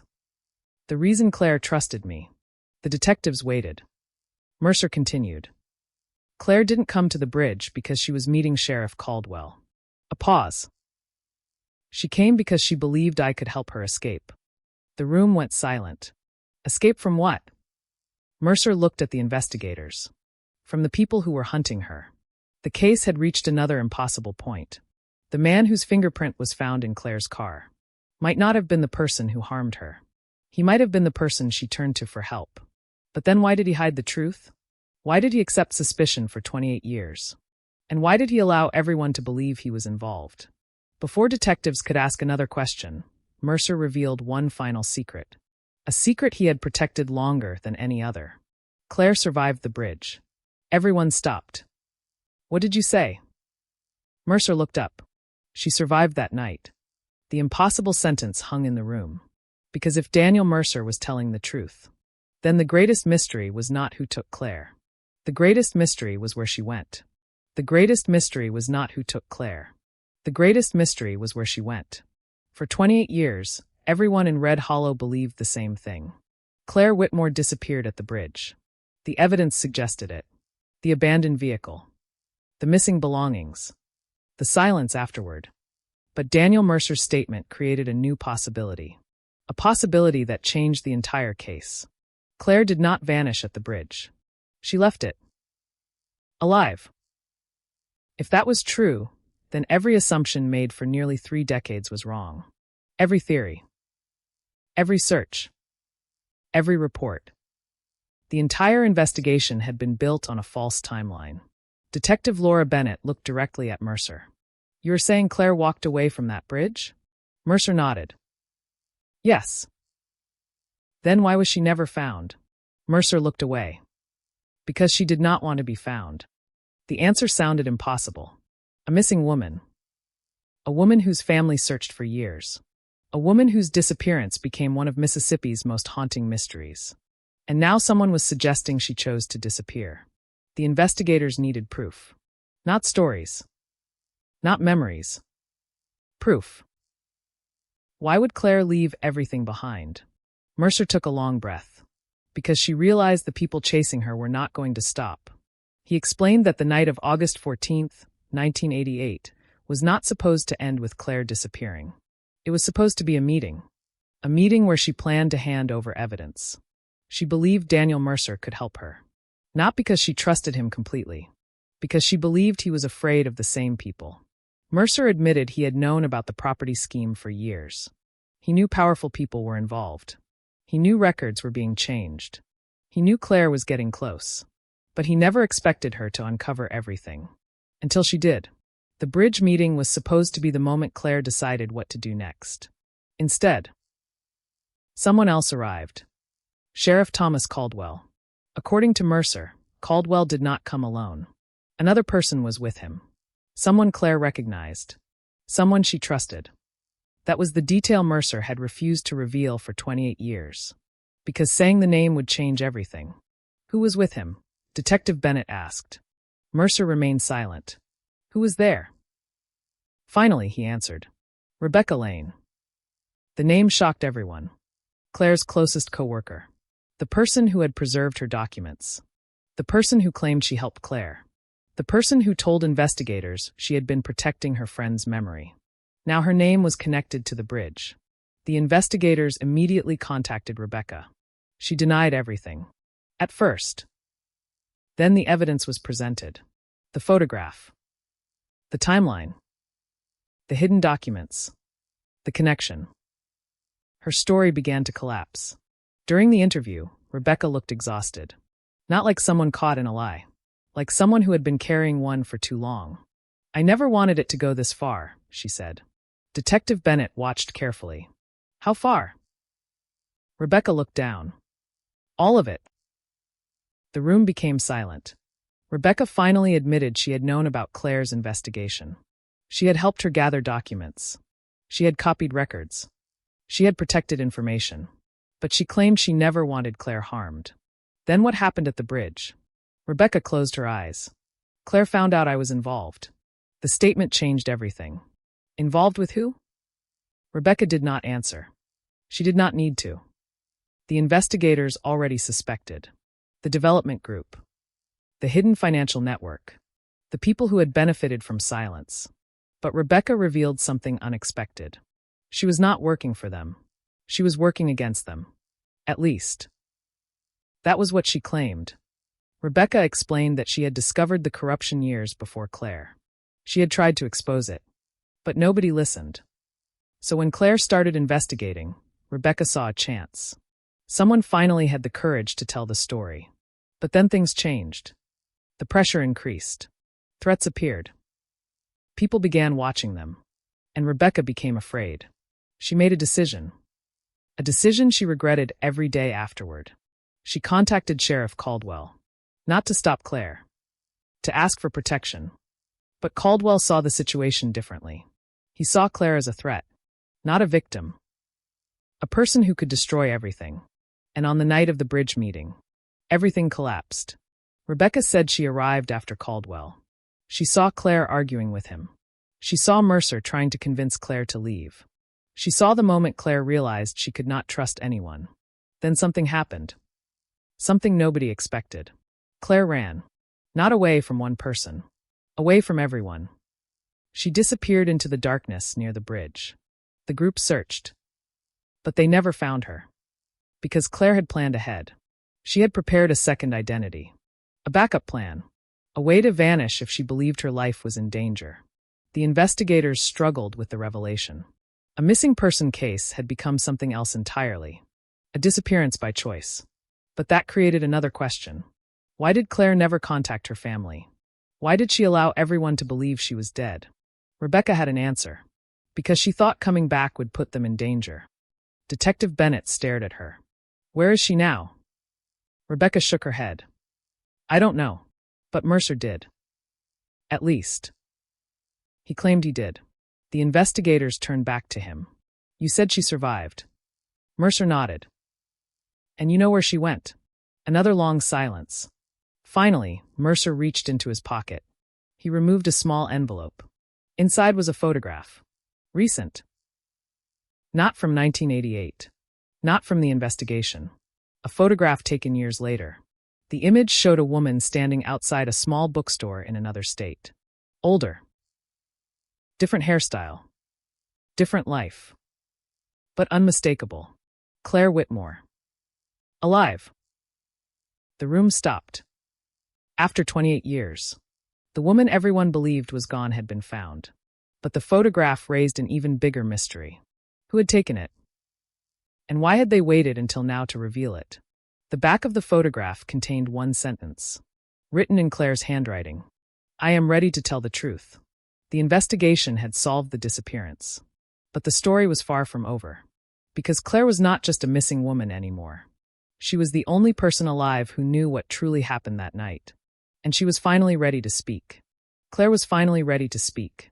For 28 years, her silence had created the mystery. Now her voice could destroy it. The discovery of the photograph sent shock waves through the investigation. A woman who had been declared missing for nearly 3 decades was alive. Not a rumor. Not a theory. Not a possibility. Alive. The investigators had spent years searching for a victim. They were now searching for a witness. But the most important question remained unanswered. Why did Claire Whitmore stay hidden? Why did she allow her family to suffer? Why did she let an entire town believe she was gone forever? The answer was buried inside the fear she carried from that night. The night at the bridge. A night that was finally being reconstructed with the help of the only person who truly knew what happened. Claire. The investigators traced the photograph back to a small coastal town hundreds of miles away from Red Hollow. The bookstore where Claire was seen was located on a quiet street. No large buildings. No crowded roads. The kind of place where someone could disappear without attracting attention. A place where a person could become someone new. The team watched the building for 3 days. They did not rush. They knew one mistake could send Claire away again. After 28 years of hiding, trust would not come easily. Finally, on the 4th evening, the woman from the photograph walked outside. Older. Her hair had changed. Her appearance had changed. But the way she moved was familiar. Careful. Observant. Always watching her surroundings. Detective Laura Bennett approached slowly. She did not mention the case immediately. She did not say Claire Whitmore. She simply said, "My name is Laura Bennett." The woman stopped. For several seconds, there was no reaction. Then her eyes changed. Because she already knew. "You found me." The words were quiet. Not surprised. Almost expected. The investigators took Claire to a private location. No cameras. No reporters. No public announcement. Not yet. Because they needed the truth first. Claire sat across from Detective Bennett. A woman who had spent nearly half her life living under another name. You know, everyone thinks you died. Claire looked down. I know. Your family searched for you. A pause. I know. Why? The question that had haunted everyone finally reached the person who could answer. Claire took a deep breath. Because the moment I disappeared, I realized nobody was safe. She explained that after years of investigating the property records, she discovered something far more dangerous than illegal business deals. She discovered people willing to destroy evidence. People willing to threaten witnesses. People willing to use their positions to control the truth. And one of those people was Sheriff Thomas Caldwell. But Claire revealed something investigators had not known. Caldwell was not the beginning of the corruption. He was only the protector. The person who made sure secrets stayed hidden. The real operation went deeper. The investigators asked about the development group. Claire nodded. They were not just buying land. What were they doing? Removing evidence. She explained that the abandoned industrial properties contained proof of years of environmental violations. But the records were being altered. Inspections were being manipulated. Complaints were disappearing. People who questioned the system were pressured into silence. Claire's newspaper investigation could have exposed everything. That was why she became a target. But the biggest revelation involved the bridge.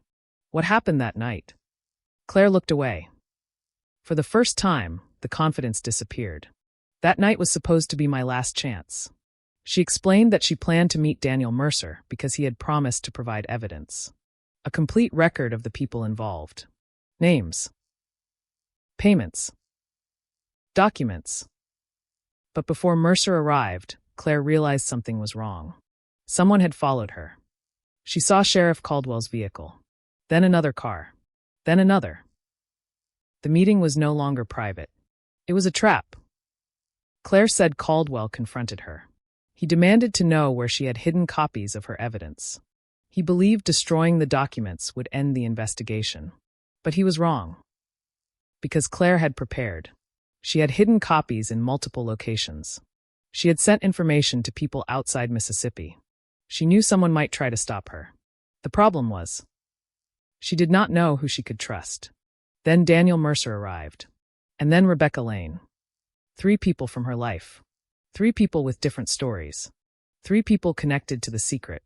Claire admitted that was the moment she understood the truth. The danger was not one person. It was everyone involved. Everyone who knew something. Everyone who chose silence. She ran. She left the bridge. She left her car. She left her old life. Not because she wanted to disappear. Because she believed disappearing was the only way to survive. Detective Bennett asked the hardest question. Why didn't you ever come back? Claire looked at her. Because I tried. The answer shocked investigators. What? Claire explained that years after disappearing, she attempted to contact her family. But before she could reveal herself, she received a message. A warning. Someone knew where she was. Someone knew she was alive. The message contained only one sentence. Stay gone or they suffer. Claire believed it. Because whoever sent it knew details nobody else should have known. The investigators asked if she knew who sent it. Claire hesitated. Then answered. No. A pause. But I know who helped them. The room became silent. Who? Claire looked directly at Detective Bennett. The person who found my evidence. That sentence created a new mystery. Because the person who had started the entire investigation, the anonymous caller, may not have been trying to solve the case. They may have been trying to control the final chapter. The investigators returned to Mississippi. The case had changed again. Claire was alive. Her testimony existed. The disappearance was explained. But the corruption surrounding it was still active. And then came the most unexpected discovery. While reviewing Claire's old files, investigators found something she had hidden before disappearing. A sealed envelope. Sent 28 years earlier. Scheduled for delivery only if Claire was ever declared missing. Inside was a list. Names. Dates. Payments. Connections. And one final note. If this is opened, the person who helped me may already know. Detective Bennett read the sentence again. Because Claire had planned for everything.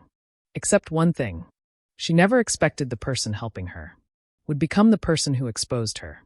The investigation was no longer chasing a disappearance. It was chasing the final betrayal. And the final name on Claire's list was someone nobody expected. The final name on Claire's list was someone nobody expected. For 28 years, investigators believed the mystery of Claire Whitmore was built around one question. Where did she go? But after finding Claire alive, the question changed. Who had been controlling the truth all these years? Because the deeper investigators went, the clearer one thing became. The disappearance was only the beginning. The real crime was everything that happened afterward. The erased documents. The false reports. The missing evidence. The witnesses who stayed silent. The people who protected the secret. And now, the list. A document Claire had prepared before she vanished. A document containing the names of everyone connected to the hidden network surrounding Red Hollow. Detective Laura Bennett sat inside the evidence room with the pages spread across the table. Every name represented another piece of the puzzle. Business owners, officials, former investigators, people who had benefited from silence. But one name at the bottom of the list stopped everyone. A name written separately. Almost like Claire wanted whoever found it to understand its importance. Rebecca Lane. The same person who had claimed to protect Claire. The same person who preserved her documents. The same person who admitted she contacted Sheriff Caldwell before the bridge meeting. The same person who insisted she was trying to help. Now her name was written in Claire's final warning. The investigators immediately reopened Rebecca's interviews. Every sentence. Every pause. Every contradiction. They compared her statements from 1988 with what she said in 2016. And they found something disturbing. Rebecca had not lied about everything. That was what made her dangerous. Some of her story was true. Some of her story was carefully shaped. She knew enough truth to appear innocent. But she knew too much to be just a witness. The investigators brought Rebecca back for questioning. This time, they did not ask about Claire's disappearance. They asked about the list. The moment the document was placed on the table, Rebecca's expression changed. Not shock. Recognition.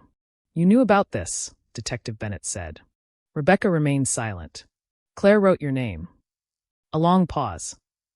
Why? Rebecca looked exhausted. I knew she would. The answer surprised everyone. You knew? Rebecca nodded slowly. Because I knew what I did. The room became silent. After years of mystery, another person was finally admitting involvement. But the question remained. What had Rebecca done? Rebecca explained that she had never wanted Claire harmed. She said she became involved because she believed Claire's investigation was the only chance to expose the truth. But fear changed her. The pressure increased. The threats became personal. And eventually, Rebecca made the mistake that changed everything. She trusted the wrong person. She trusted Sheriff Caldwell. When did you realize he was not trying to protect Claire? Rebecca looked down. At the bridge. She explained that when she arrived that night, she expected to find a conversation. A negotiation. A warning. Instead, she saw something much worse. Caldwell was desperate. Not angry. Not confident. Desperate. Because Claire had discovered something even he did not know. She had found the person above him. The person who had been controlling the entire operation. The person who had the power to make officials disappear. The person who had influence far beyond Red Hollow. Detective Bennett leaned forward. Who? Rebecca looked toward the door. Almost as if she feared someone was listening. Then she whispered a name. Victor Hale. The investigators froze. Victor Hale. A name that appeared nowhere in the original case. But a name connected to nearly every company involved in the property transactions. A businessman. A private investor. A person who rarely appeared publicly. The kind of person who stayed away from cameras. Away from attention. Away from controversy.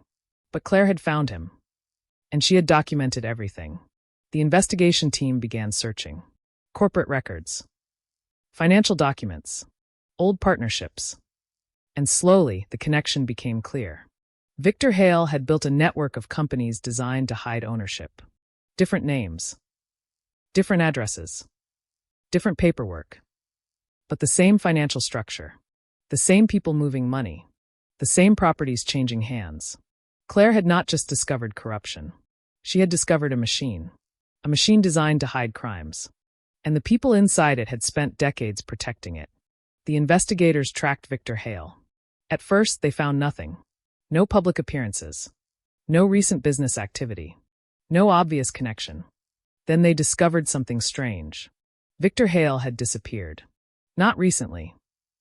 Years earlier. After the collapse of several companies connected to the investigation, his official records ended. His public life stopped. Almost like he had planned his own disappearance. The same pattern. The same method. The same silence.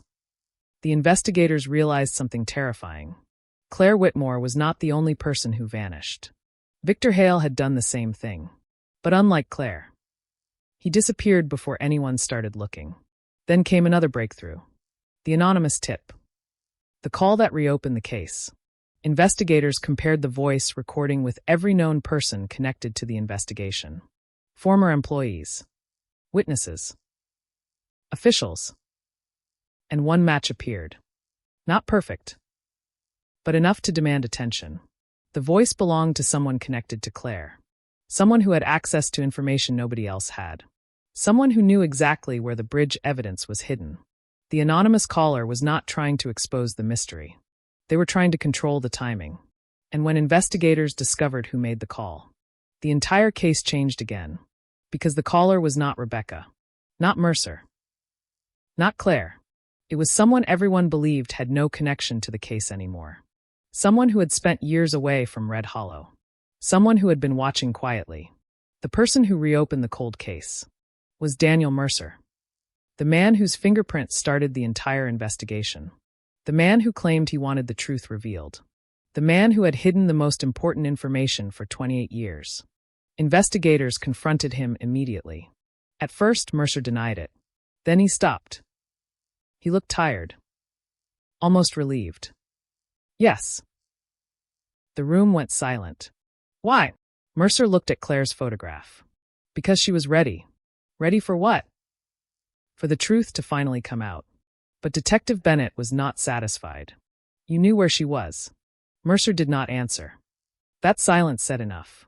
You knew Claire was alive. Another silence. You protected her. Mercer finally nodded. Yes. The investigators realized they had been looking at the wrong mystery. They thought Mercer was hiding the truth. But he was protecting it.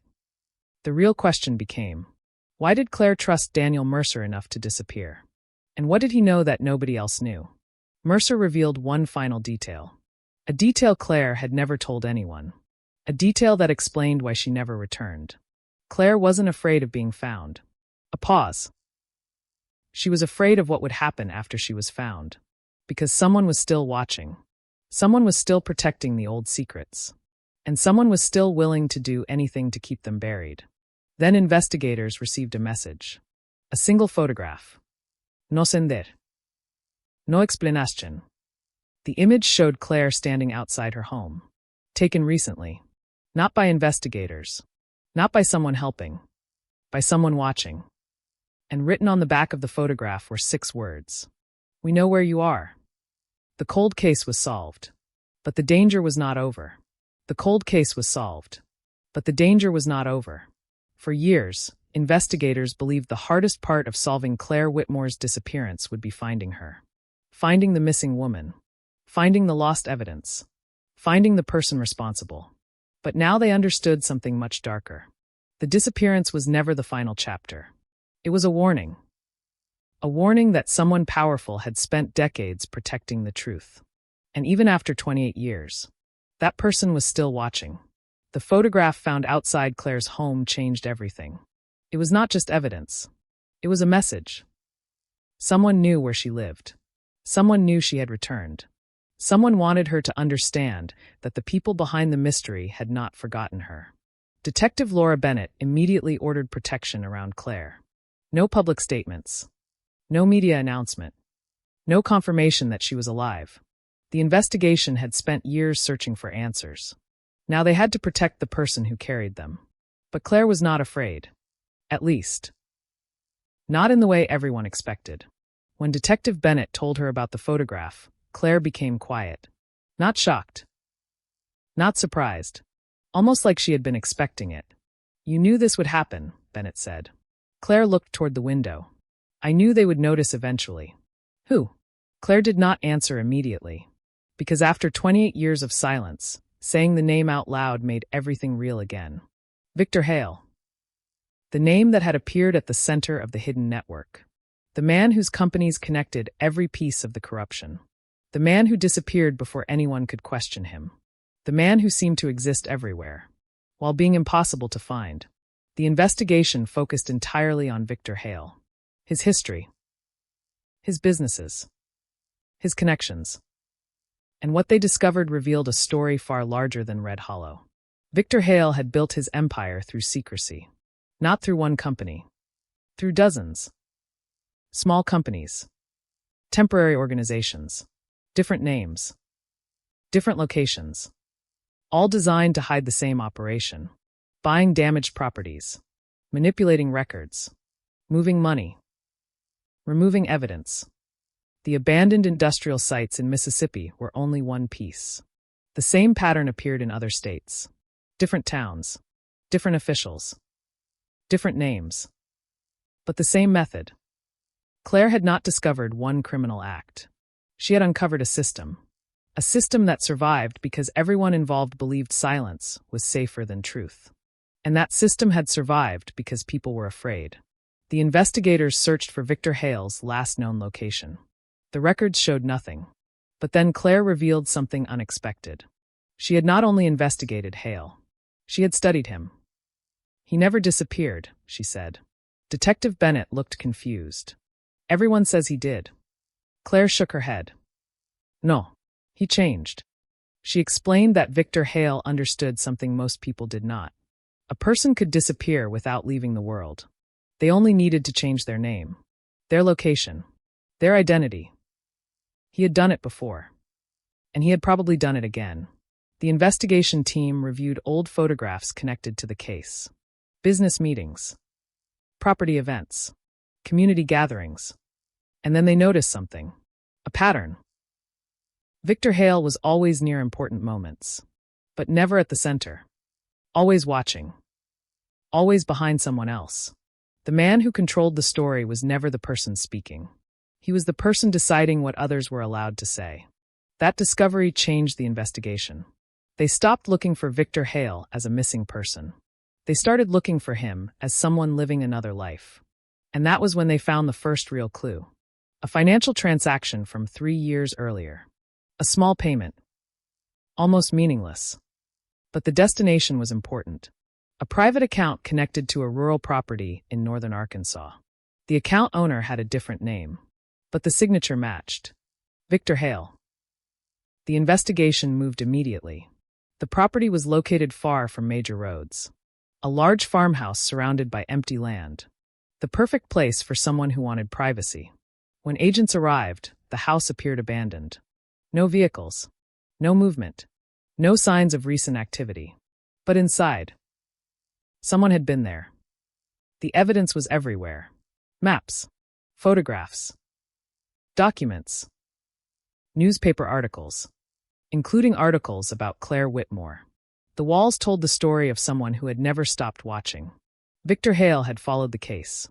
Every development. Every interview. Every discovery. He knew Claire was alive before investigators did.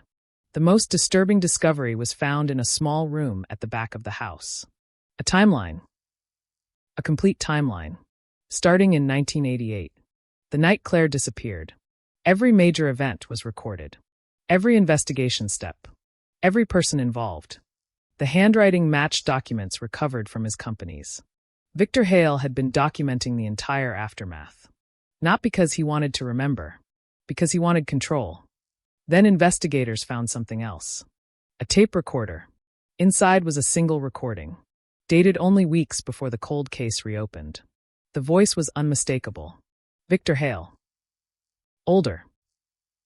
But calm. I knew eventually someone would start asking questions again. The investigators listened. The recording continued. People believe time destroys secrets. A pause. It doesn't. Another pause. Time protects them.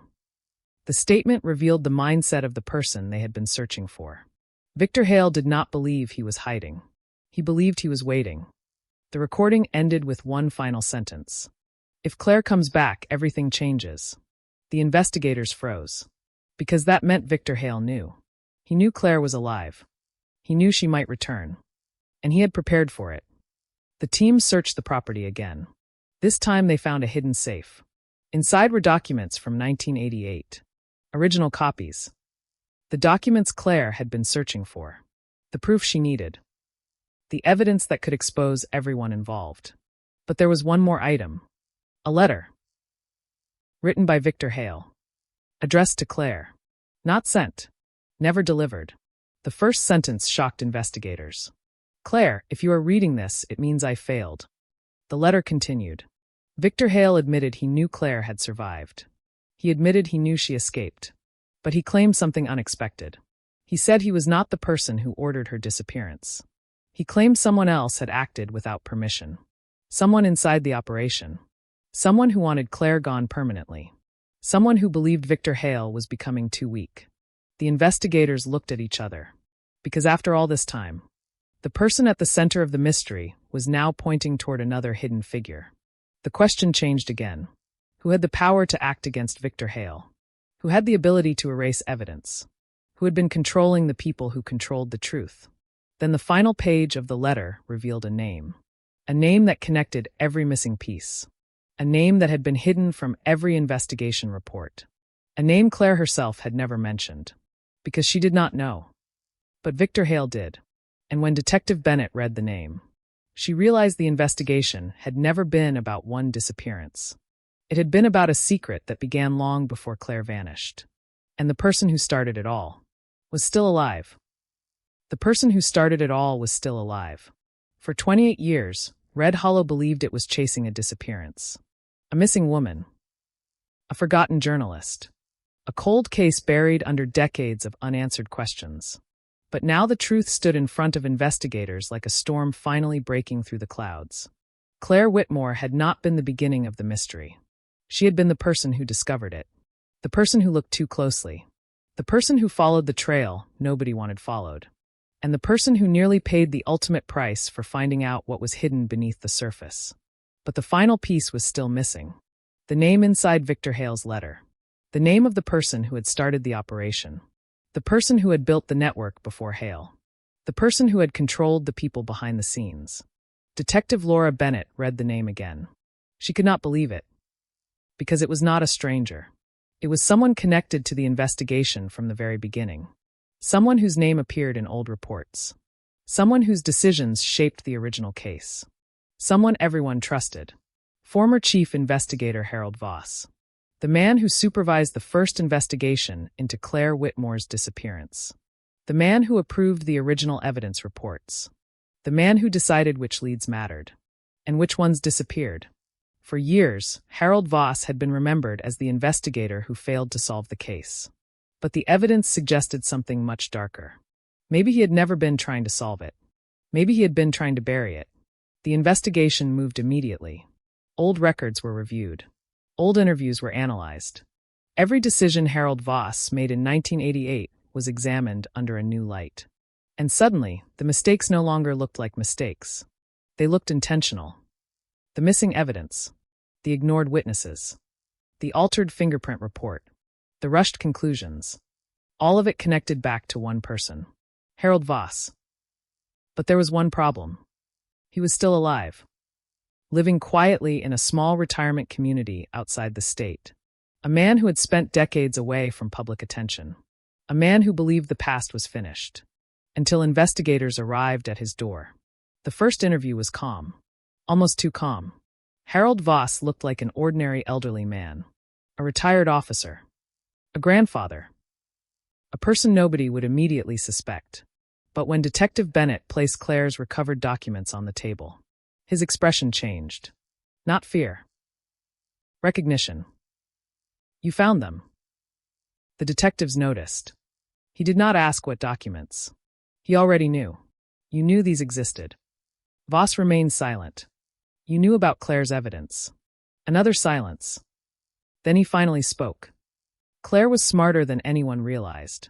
The statement shocked investigators. Because it sounded almost like admiration. Did you kill her? The question hung in the room. Harold Voss looked down. No. A pause. But I helped make sure nobody found her. The confession changed everything. For 28 years, the world believed Claire vanished because someone wanted her dead. But the truth was more complicated. She disappeared because someone wanted her erased. Not only physically. Historically. They wanted the world to forget she existed. Voss admitted he had been involved in protecting the corruption network. But he claimed he was not the person controlling it. He was only one piece. A person who made decisions. A person who looked away. A A person who convinced himself he was maintaining order. But Claire had threatened that order. She had threatened everyone, including him. What happened at the bridge? Detective Bennett asked. Voss closed his eyes. For the first time, the confidence disappeared. The bridge was supposed to be the end. The end of what? The investigation. He explained that Caldwell, Mercer, Rebecca, and Claire all arrived because everyone wanted the same thing. The evidence. Everyone wanted control of what Claire had discovered. But nobody expected Claire to be prepared. Nobody expected her to have backups. Nobody expected her to refuse to surrender. Then something happened. Something that changed the entire night. Claire revealed that she had already sent copies of her evidence away. Multiple copies. Multiple locations. If anything happened to her, the truth would come out. That was why nobody could simply silence her. That was why the situation became more dangerous. Because Claire had created a safety net. A way for the truth to survive. And that was when the people involved made a choice. They let Claire disappear. They allowed the world to believe she was gone. Because a missing person created less attention than a murdered journalist. The plan was simple. Make Claire vanish. Destroy the evidence. Control the story. Wait until people forgot. But they made one mistake. They underestimated time. Because time did not destroy Claire's evidence. Time protected it. The same way Victor Hale said. The same way Claire believed. The cold case that everyone thought was dead was only waiting. Waiting for the right person. The right technology. The right moment. And that moment finally arrived. After Harold Voss's confession, investigators moved against the remaining members of the network. Old charges were reopened. Financial crimes were uncovered. Documents were released. Names that had been protected for decades finally became public. Red Hollow was forced to confront the truth. The town that once whispered about Claire's disappearance now spoke about her courage, her determination, her refusal to stop searching for answers. But the most emotional moment came when Claire returned home. Not publicly. Not with cameras. Not with reporters. Just quietly. She stood outside the house where she grew up. The place she left behind in 1988. The place where her family waited. For years, she imagined this moment. But she never believed it would happen. Detective Bennett watched from a distance as Claire approached the door. A woman returning to a life that had continued without her. A woman carrying 28 years of secrets. The reunion was private. No cameras captured it. No headlines described it. But everyone involved understood what it meant. The missing woman had finally come home. Months later, Claire agreed to speak publicly. The interview became one of the most watched investigations in the state's history. People expected anger. They expected accusations. They expected revenge. But Claire said something nobody expected. The truth was never about destroying people. A pause. The truth was about making sure nobody else disappeared. Those words stayed with everyone who heard them. Because Claire Whitmore's story was not only about a crime. It was about silence. About fear. About how easily a community can accept a false story when the truth is uncomfortable. The Mississippi cold case that haunted Red Hollow for nearly 3 decades was finally solved. The anonymous tip. The hidden fingerprint. The forgotten witness. The buried documents. Every piece eventually returned. Every secret eventually surfaced. But one mystery remained. Why did Claire survive when so many others failed? The answer was simple. She kept evidence. She kept fighting. And she believed that somewhere, someday, someone would listen. Because secrets can be hidden. Evidence can disappear. People can be silenced. But the truth has a way of waiting. And after 28 years in the darkness, the truth finally came home.